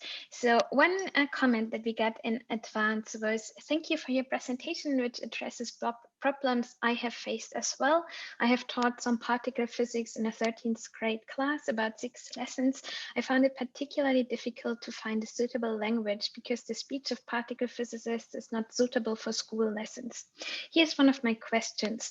How would you explain the concept interaction as it is used in particle physics? I mean, very briefly in the form of a memorizing sentence that you can write on the blackboard. In order that you understand better what I mean, the definitions in Wikipedia in German, English, and French are all really unsuitable for this purpose. Yeah, thank you for this question. Also for sending it in advance to give me some time to think about it. This is, of course, at the heart of educational reconstruction, because you need those Merksätze, those short definitions that you can put on a blackboard. Or so one project I did not talk about is the particle physics online course we're currently developing for 14 to 19-year-olds at CERN.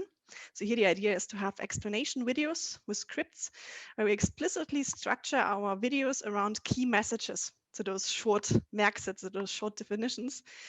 We did not define this as a key message, but what I wrote is an interaction. In short, something happens between some things, which I still find a very good definition. And then to go into the what does it include? So that we say in particle physics, the term interaction includes all possible processes involving particles. For example, there can be forces between particles, attractive or repulsive. One particle can transform into a different type of particle. New particles can be produced and particles can stop existing or annihilate. And all these processes are different aspects of interactions. So it's not really a short sentence, but as you know, I'm not really good with short titles, short answers. But that's, I think, what I would use. I think the person who asked was from Germany. I would recommend looking into the material of the Netzwerk Teilchenwelt, if you understand German, because they've written the first basically textbook on particle physics. They don't technically define the term interaction, but they describe it very similar to what I just discussed. So here I would encourage to go to their website and figure out their material. Okay, Julia, just me Okay, a short comment on your introduction to your talk. I was impressed by an analogy with Daniel Woithe's approach. You said that the first impression you had of physics, it was a boring topic because everything was known. But this is not true. So I think it is important to convey this idea to students, to children, because there is a lots of work to be done. And so it is important to raise their curiosity. Thank you. Yeah, I absolutely agree. By the way, thanks for all the anti-muons, anti-taus. One gluon, yeah. Gluon it seems is very popular, especially among children. So we've done this with thousands of people for an open day. And whenever you saw someone younger than 12, you could already prepare the gluon pin. So we always gave them pins with the particles afterwards. Yeah, so congratulations to the gluons. So Wolfgang just posed another question. In your talk, you mentioned two crucial points that sometimes are hard to bring together: getting real scientists involved and linguistic accuracy, since scientists not necessarily are used to communicating with pupils. From my experience, working at an astronomical visitor center, it's crucial to also train scientists on communication with pupils before bringing them into a school class. What are your experiences? That's a very good point, of course. It's usually easier to convince scientists of different terms if they're younger than if they're older and used to those terms. But still then it can be very challenging, I agree, because they just said, yeah, but this is how we say it. This is how it's in all the textbooks. And then the argument of just saying, yeah, but we did a study. And if you use this word instead of this word, it helps them to learn. This is difficult. Yeah, so here, yeah, I don't have the perfect answer. So and at the moment, we did not really specifically train volunteers for the labs yet on language.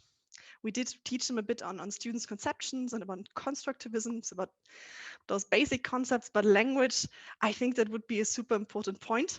But then we have one more challenge. We don't just use one language. We have volunteers speak in a language of kids from more than 30 different countries, and linguistic accuracy needs to be specific to the language of your students. So that's something that you just cannot generalize. So I think that's why we so far just ignored that. But yeah, that's a very important point for the future. Okay, another question that I got beforehand was, in your talk, you said creative teachers can find ways to bend the curriculum. Do you have examples? Yes, I mean, one thing that I always find in many curricula, usually at secondary level, is something about electric and magnetic fields, and if you're lucky, electrically charged particles and how they behave in those fields. And this is the perfect hook for particle physics. So there usually examples are mass spectrometers, which is a nice application, but there's no one telling you that you cannot use a particle detector instead, because they use the same principle. They bend particle trajectories in magnetic fields and measure the momentum, or then they derive the mass of the particle based on that.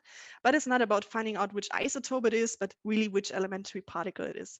So here it's really just a matter of which context to choose. Yeah, the different so the free fall experiment I mentioned with anti-hydrogen, it's really they don't do free fall. They throw a beam of anti-hydrogen atoms horizontally and then just see if they fall and by how much, and if they fall up or down.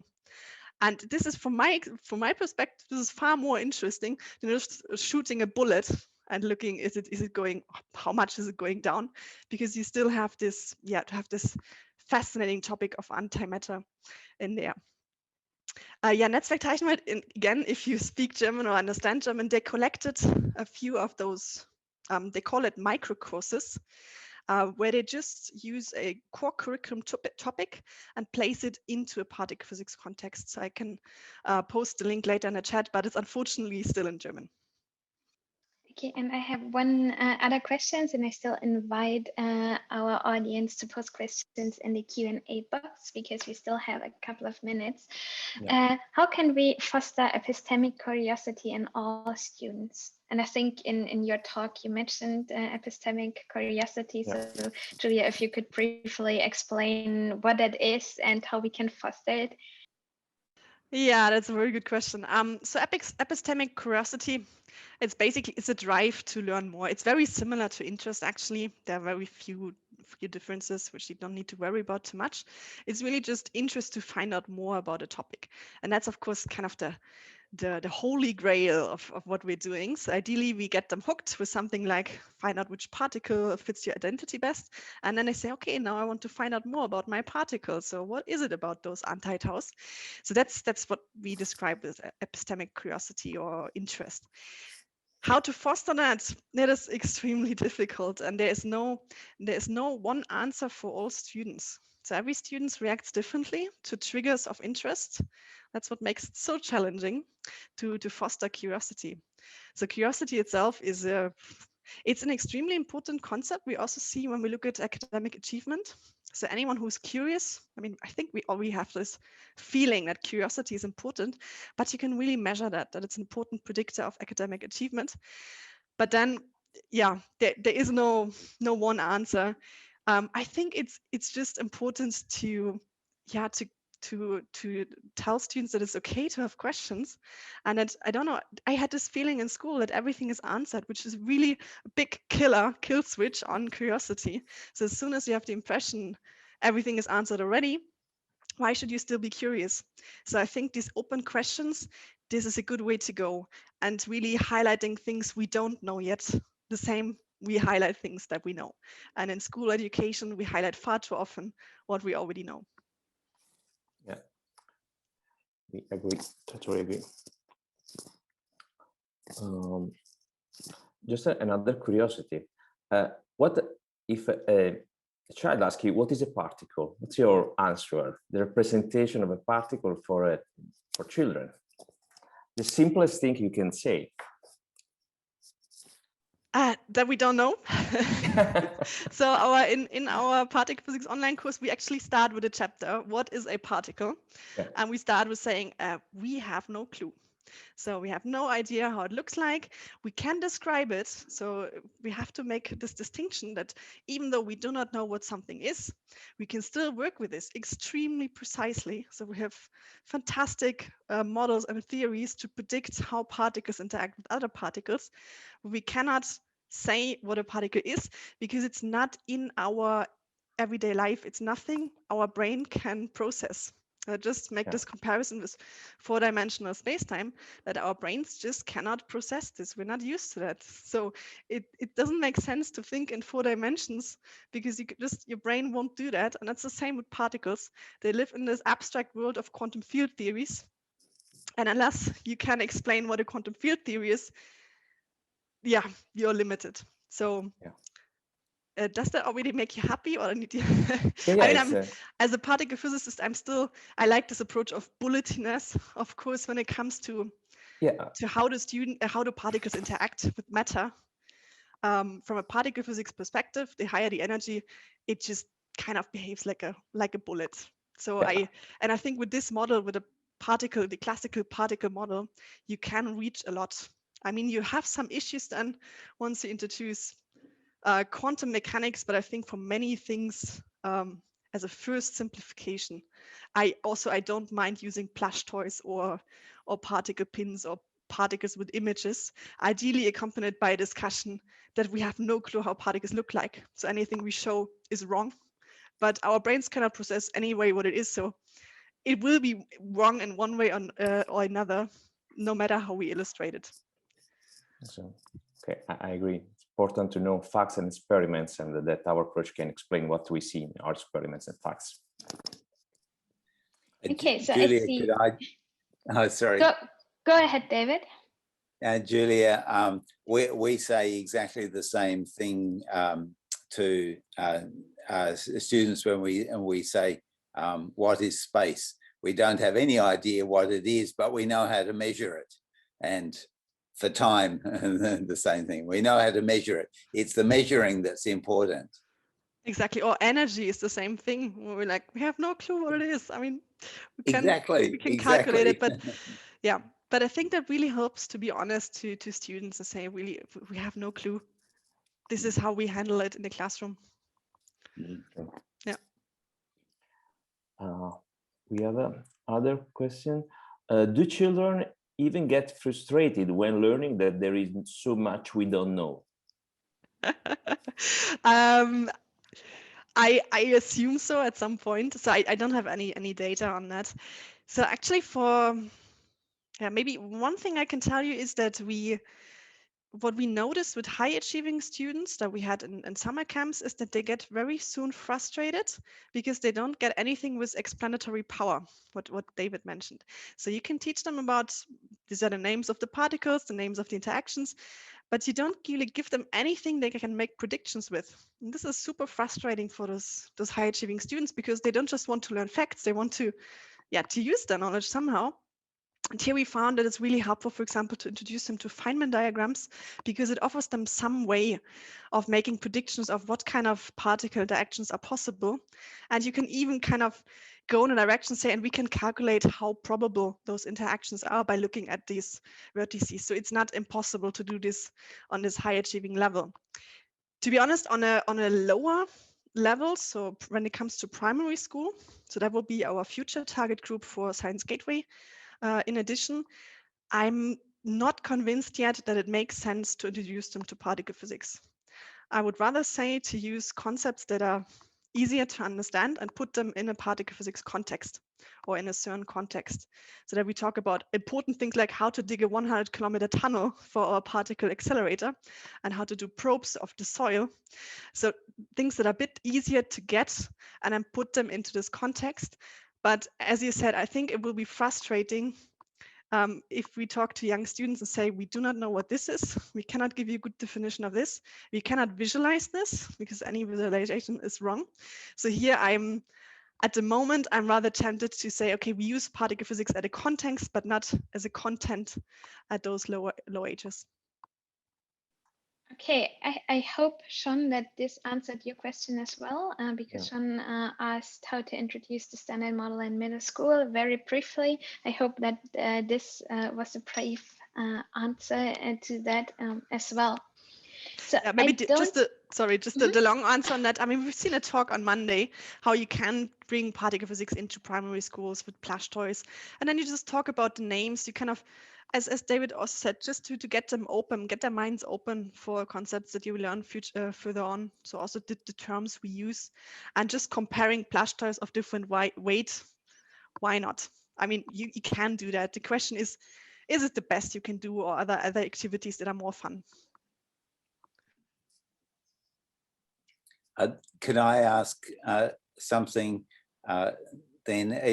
If you look at the standard model, you can divide it up into all sorts of dualities, like, fermions and bosons and, matter and antimatter. Do you think it's useful to teach those concepts at middle school? There are people who say that we should teach symmetries very early on. And that just goes into this direction, so that the standard model, I mean, it's built on symmetries. Symmetries are challenging. I mean, easy geometrical symmetries are, of course, easy to understand, but as soon as you get a bit more abstract, it becomes complicated.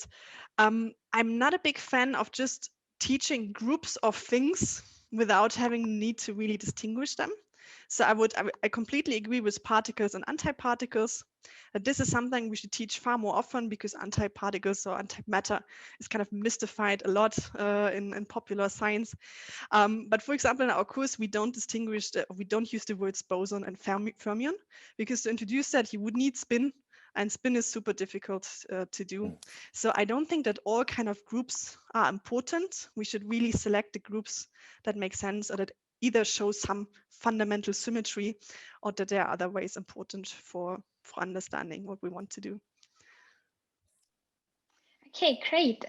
Then we come to our last part of this session, which we will start with letting some of our conference participants briefly introduce them and give a brief introduction to their talk or research interests, and then we open up for further discussion. And we got quite a bit of questions on presentations from Monday, so we will get back to those questions as well. And I see that we have Shon, Friedrich, and David with us, who are ready to present their work.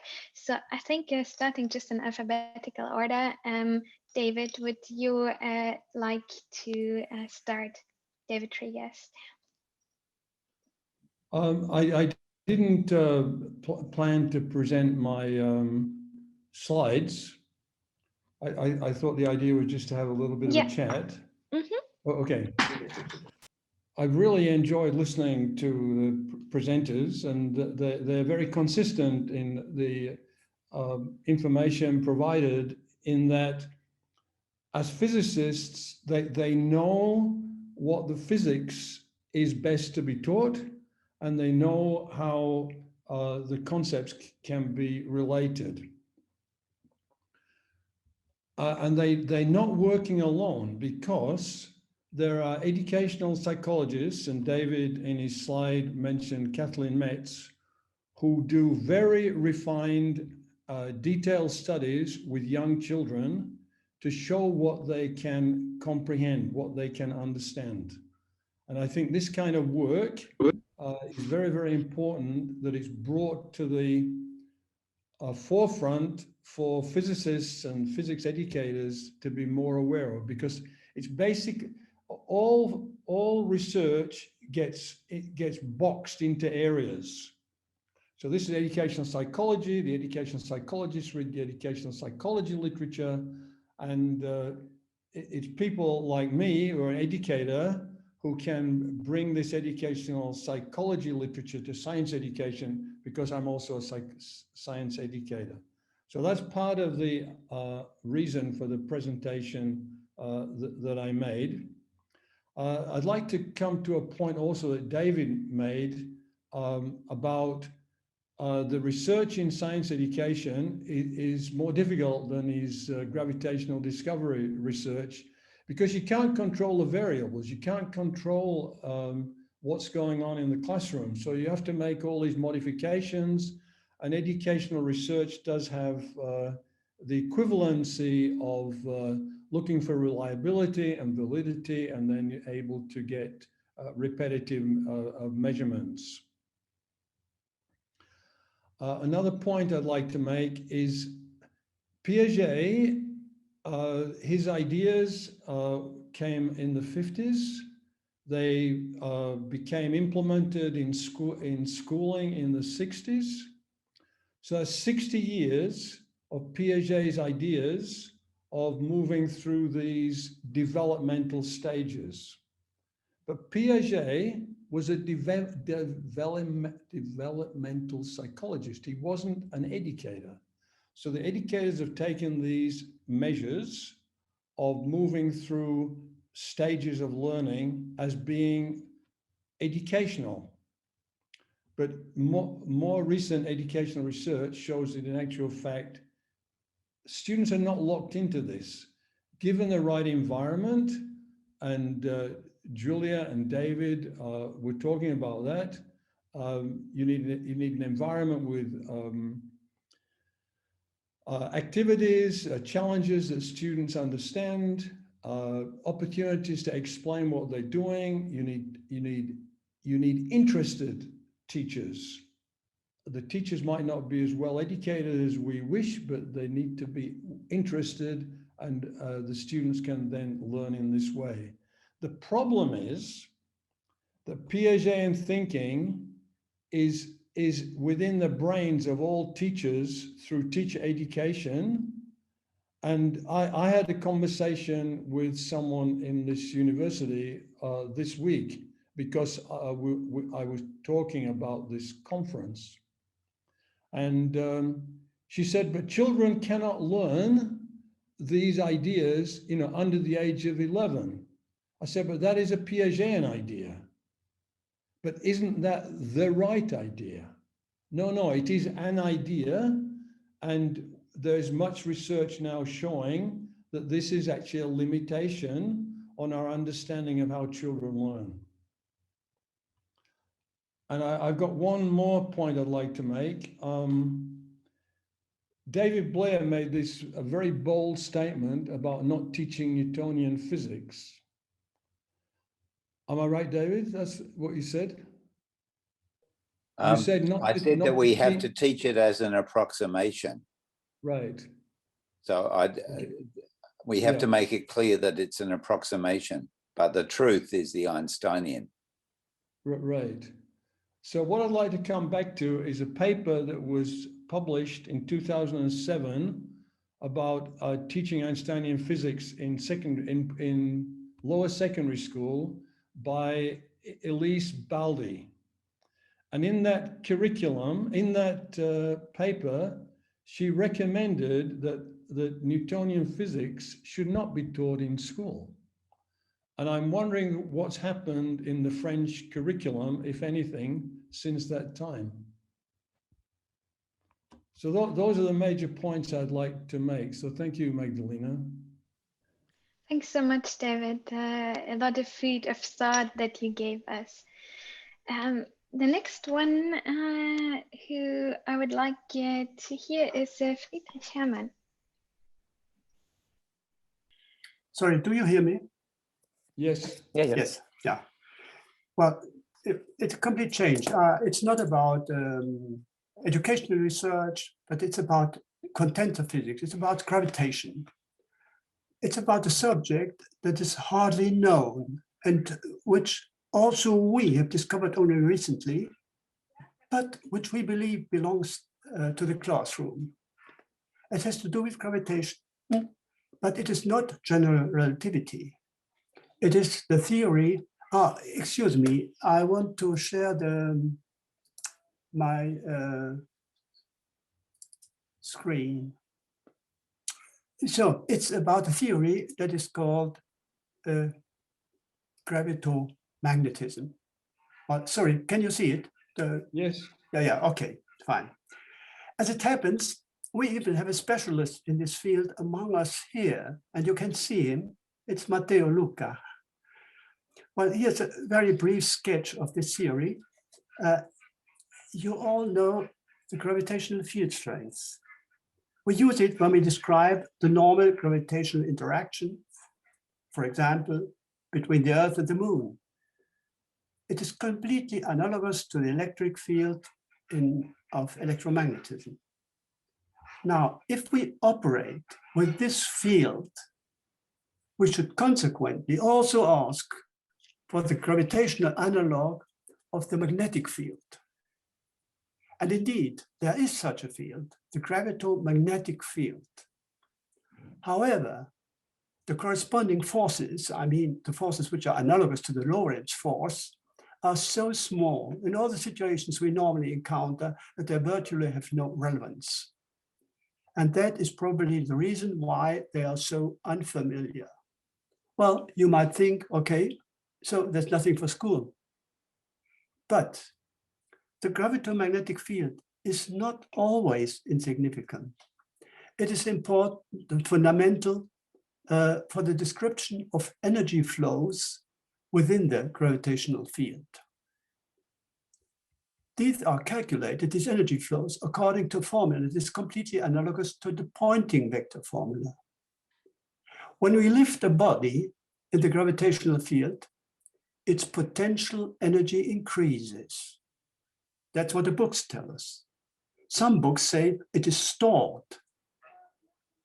What they don't say is where it is stored, where the so-called potential energy is located.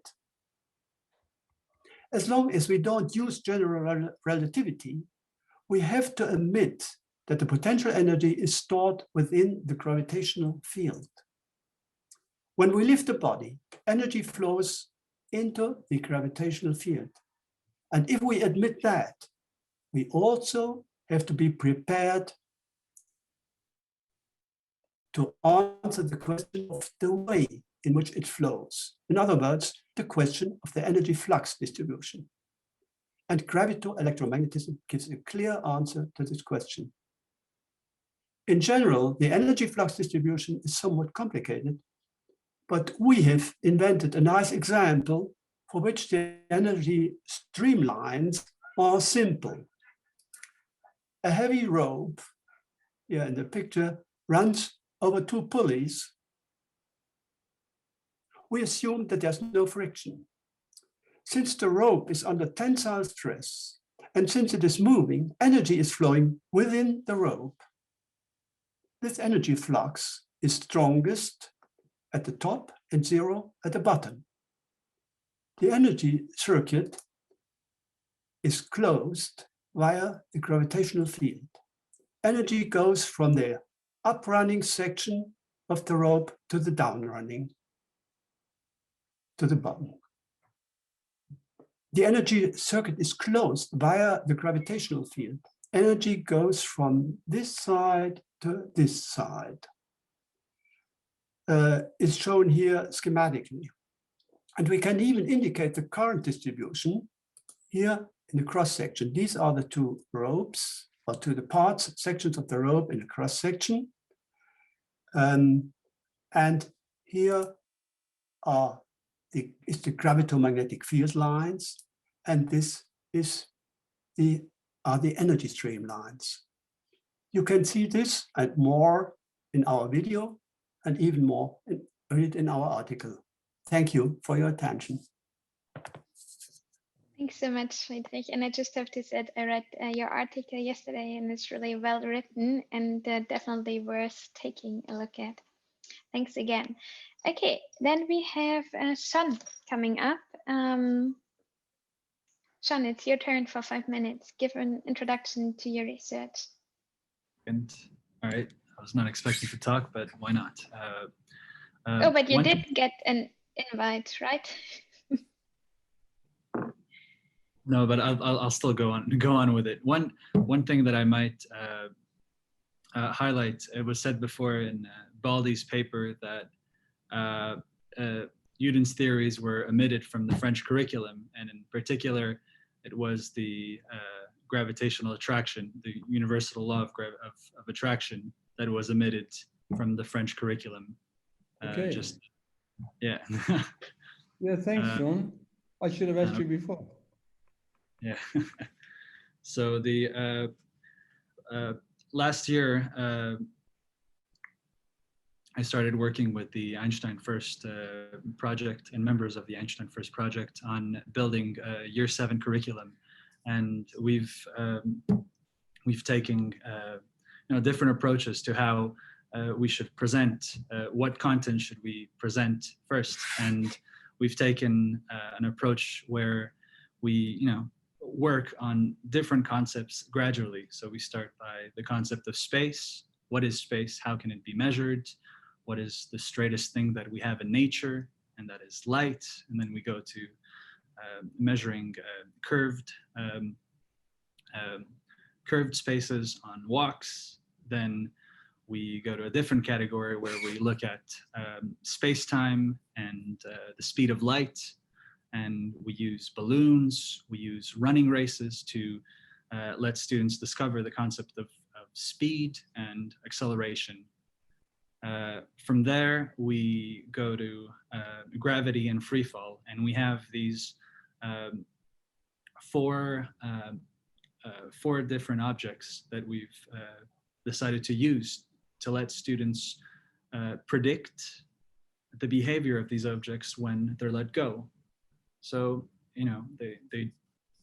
they work and predict what would happen to an object if I let it go, and then they observe, and at the end they see, did it match their prediction? Why did it behave this particular way? So they use the same reasoning for different objects, and through this they start getting a feel for what is it that is involved in Einstein's principle of equivalence. After this, we go through thought experiments that Einstein had, and the last two categories that we work on is curved spacetime. So I think we've, especially in my trial in schools, I've came across a lot of cool ways of introducing kind of topics that are a little bit abstracted in the rubber sheet analogy, as highlighted in Magdalena's paper. So one of the things that Magdalena talked about was the rubber sheet analogy being dynamic. You know, rolling marbles is fairly dynamic, and in one of the lessons on Kepler's ideas, Kepler's approximations, kids actually measure what is wrong with the space-time simulators. It is dynamic, but what are some parts that are, you know, that are wrong with the space-time simulator? So I tried highlighting, you know, the good aspects and the aspects that are wrong when using the space-time simulator, and letting kids discover that by themselves by performing several experiments. And the last category in the curriculum is bringing students to the frontier with gravitational wave and black hole experiments, and a role play. And so far, I've worked with 2 schools, and yeah, and it's been extremely rewarding. I've learned a lot from teachers. I've learned a lot of different teaching strategies on how to make this more collaborative and more centered towards the activity itself, and allowing the teacher to actually gauge what is happening in the classroom as they're doing the experiment. And in this whole process, it allowed me also to improve the curriculum that we are currently finalizing for year 7. And this will be available, I guess, soon for everyone to see, on how to bring Einstein's theory of gravity at the year 7 level in Australia. Yeah, and one good thing that ended up happening last year was my trial at one of the schools actually being televised on ABC Perth, and that was very exciting. And we got to hear the point of view from the kids, from the teachers, and all of them were excited about learning all these new topics, and they were motivated to go further and pursue more tempting subjects.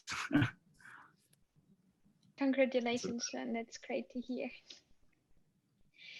So I see that we have an interesting conversation in our chat, and Stuart Farmer. Yeah, I think we just let. Yeah, so Stuart Farmer commented on science not making statements about absolute truth, and that this is a major problem for politicians and media, understanding that science always has this tentative character. So David, Blair, and Jackie, both of you wrote something in the chat, and I think I'd like to invite you comment on this here as well. Yeah, I mean, I was just thinking about this in the context of teaching and how hard it is to undo the use of the term prove. When students do science and they do experiments, they want to prove, you know, whatever it is that they're trying to, you know, show, whether it's, you know, looking at free fall, acceleration of free fall, whether it's looking at, whatever the phenomena is, you know, when their graph or their data, you know, matches what's expected, they often like to say they proved that, this was correct, or that, and it's, I think a lot of that just comes from, I don't exactly know where that comes from, but it takes a lot of undoing with it, when they're writing, teaching them that, you have, your model and your data supports this conclusion, and, this is the model that most scientists agree with, but it's, saying that you've proved something is too absolute for, most scientists don't say that they prove things. They say that, they have the best, this is the best model with what we have so far. And yeah, I think it's just kind of important when you're working with students to identify those points in the language to actually help assist them in building that scientific language. So even when you're working with them, when you're, if they're in primary school or secondary school, that language is so important. So I agree with you, Jackie. It's probably much more important that we talk about disproving than proving, and what we can say about general relativity and quantum physics is that they haven't been disproved yet. Maybe they will be, because we do also know that there's at some fundamental level they are the two theories are incompatible. But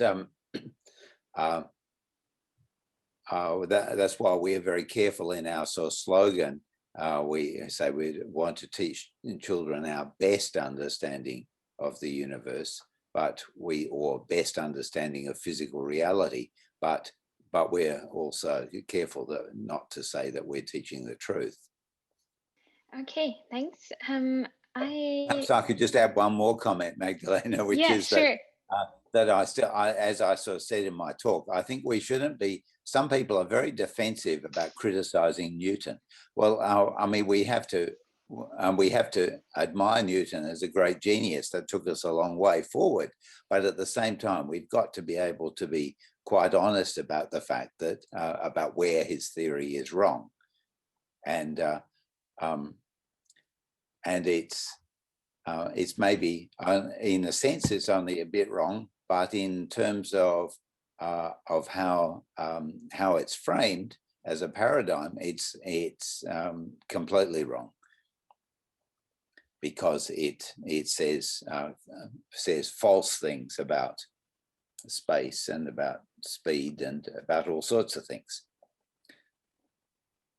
Yeah, and I'm just gonna add to that, because working with students and working on that story of gravity, I think it's always important to emphasize that when we have a theory or something like Newton's laws, that it's the fact that there are things that Newton's laws don't explain. It's not this is what drives scientists to do better and to do more and to find that new model that works, that it's not a bad thing when something's doesn't work. That's what takes us that next step. And I think that having that context with students is very important, in that and like Julia was saying earlier, it's not there's what we don't know is one of the fun things about science, and important things about science is admitting what we don't know, and then being able to use that as stepping stones for the next thing. I think Friedrich wants to add to something. Yes, I must confess I disagree with both of you, David and Jackie. I would say we are not looking for the truth, not. We even would say that something is not the truth, disproved. And we are even not looking for the best model, as you said, Jackie. But look, for instance, on optics. We have geometric optic, waves optic, quantum electrodynamics. We have kind of energy optics. It's not true that one of these theories is correct and the other one is not correct. They are just appropriate for solving specific problems. So I disagree in saying that what Newton told is not correct. It's a mathematical description of reality, and it is very useful. And that's, for me, the only criterion for the quality of a theory. Oh, I like that perspective. I didn't, hadn't really, thought about it. That optics example is, makes it very clear. Thanks for that. But I would, as I said in my talk, all of optics is beautifully explained by quantum electrodynamics, or by the many paths formulation of quantum mechanics that was done by Feynman. So, and because that's also approachable in the classroom, that Rahul has just, has just written a really nice paper about it, and how all aspects of diffraction and geometric optics are explained within this one picture. It also has that sort of, real quantum, strangeness about it, or quantum weirdness about it. It highlights the quantum weirdness of the universe, these sort of extraordinary things that we have to assume happens. There's I think it provides two things: a framework that explains everything in a unified way, and we always like it if we have a framework that works in a unified way, that combines all sorts of things into one single explanation. So I would have to say that that there are categories of qualities of rightness and wrongness, and the most extreme one being the title of that book, Not Even Wrong, where you say something is so bad that it's not even wrong. I think we should be allowed to make this categorization and not be afraid of it, whatever some philosophers of science might say about the nature of what science discovers. That's my prejudice. Thanks, David. I'd like to pose a question that came up on Monday, and this was a question for Andrea, who's here as well. And Andrea, the question was, so for those of you who don't know Andrea and her work, she has developed a game called Entangle Me about quantum physics, and it's really within quantum physics education. And the question was, I was wondering if you thought about a way of transforming the role games into online ones, unfortunately given the world situation. Andrea, can you respond to that question? Hello, do you hear me? Yeah. Okay. I think that this question comes from Katerina, right? From QPlayLearn. I didn't. Yes. Yes. Yes. Yes. Thank you, Katerina. Yes, I remember that I read it. I also attended the QPlayLearn first introduction. And I would love to do that. Yes, I have to say that one of the strengths, I would say, from Entangle Me, or this new version that is called Encrypt Me, is that you play with your body, so that it also enhances the interest and engagement of the students, and also afterwards to remember really the main concepts. But I would say that there are some things that we could do, like, for example, either do a mixture between virtual and embodied action. Like, for example, some virtual could be like small representations of the people doing it in a form of like as if it was a video game or something like this. So yes, I would say that there are some things that can be adapted, for sure, yes, to a virtual aspect.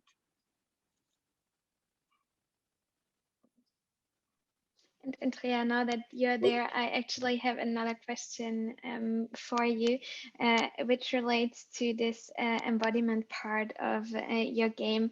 And from your experience, what do you think, how much is of the activity of being embodied and engaging us in this activity is really just engagement and makes a positive experience for the students, and how much is cognitive offloading on the environment, because you build the rules of quantum physics into the movement that is allowed.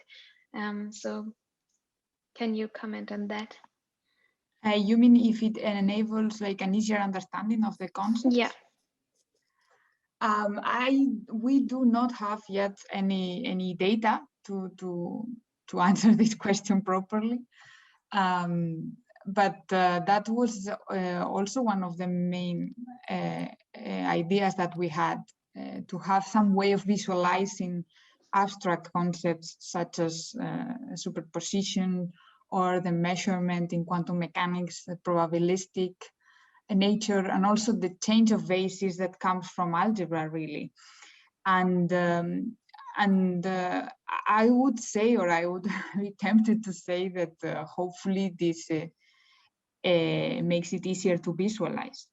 But again, we don't have yet any data. So we just tried it once in high school, the first version, the Entangle Me, and I have received feedback from people that did it in science events. In France, for instance, where they tried it with people of all ages, from children to real old people. But yes, it seems that it works, but it would be really nice to test it properly with and to make a study of it. Yes. Okay, do we have any more questions either from our participants or maybe our panelists would like to say something? We have 5 more minutes. I just want to make a comment on what Friedrich said before about the gravitomagnetism. Well, it is interesting to say that in general, the gravitomagnetic effects are much smaller than the gravitoelectric ones, but there is a case in which they are similar, and it is the case of gravitational waves. In the case of gravitational waves, if we try to detect in a proper reference frame, well, the two fields are the same, and I show it in a recent publication, so it is an interesting thing that we need to focus on. Yeah, I read your publication. Yeah. Although you are a theorist, I come from experimental physics. For me, it's a little hard. But of course, it is true that for gravitational waves, the forces are equal. Yeah. That's just like in electromagnetism. It's only the factor of V squared over C squared. No, can make the difference. Yeah. Yes, that's it. For detection, it depends on the velocity of the detection. But perhaps we have the opportunity to discuss this apart from this meeting. Yeah. I have some questions to ask you as a specialist. You're welcome, of course. Friedrich, in regard to gravitomagnetism,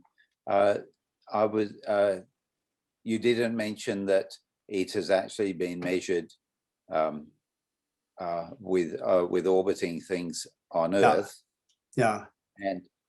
And I think it's, I'm not sure if it's been seen with pulsars. I have a feeling it might have. Yeah. This is a subject for specialists. My question was, what is worth to be taught at school? Because these experiments are very difficult and specialized and so on. But you can presence the gravitomagnetic field in every moment. Just you rise a body, then there's an energy flow between the gravitational field and here. And this energy flow can be explained only with the gravitomagnetic field. So everybody can feel it. You don't need this probe to the, I don't know where it is, orbiting to measure the searing effect, lens searing. Yeah.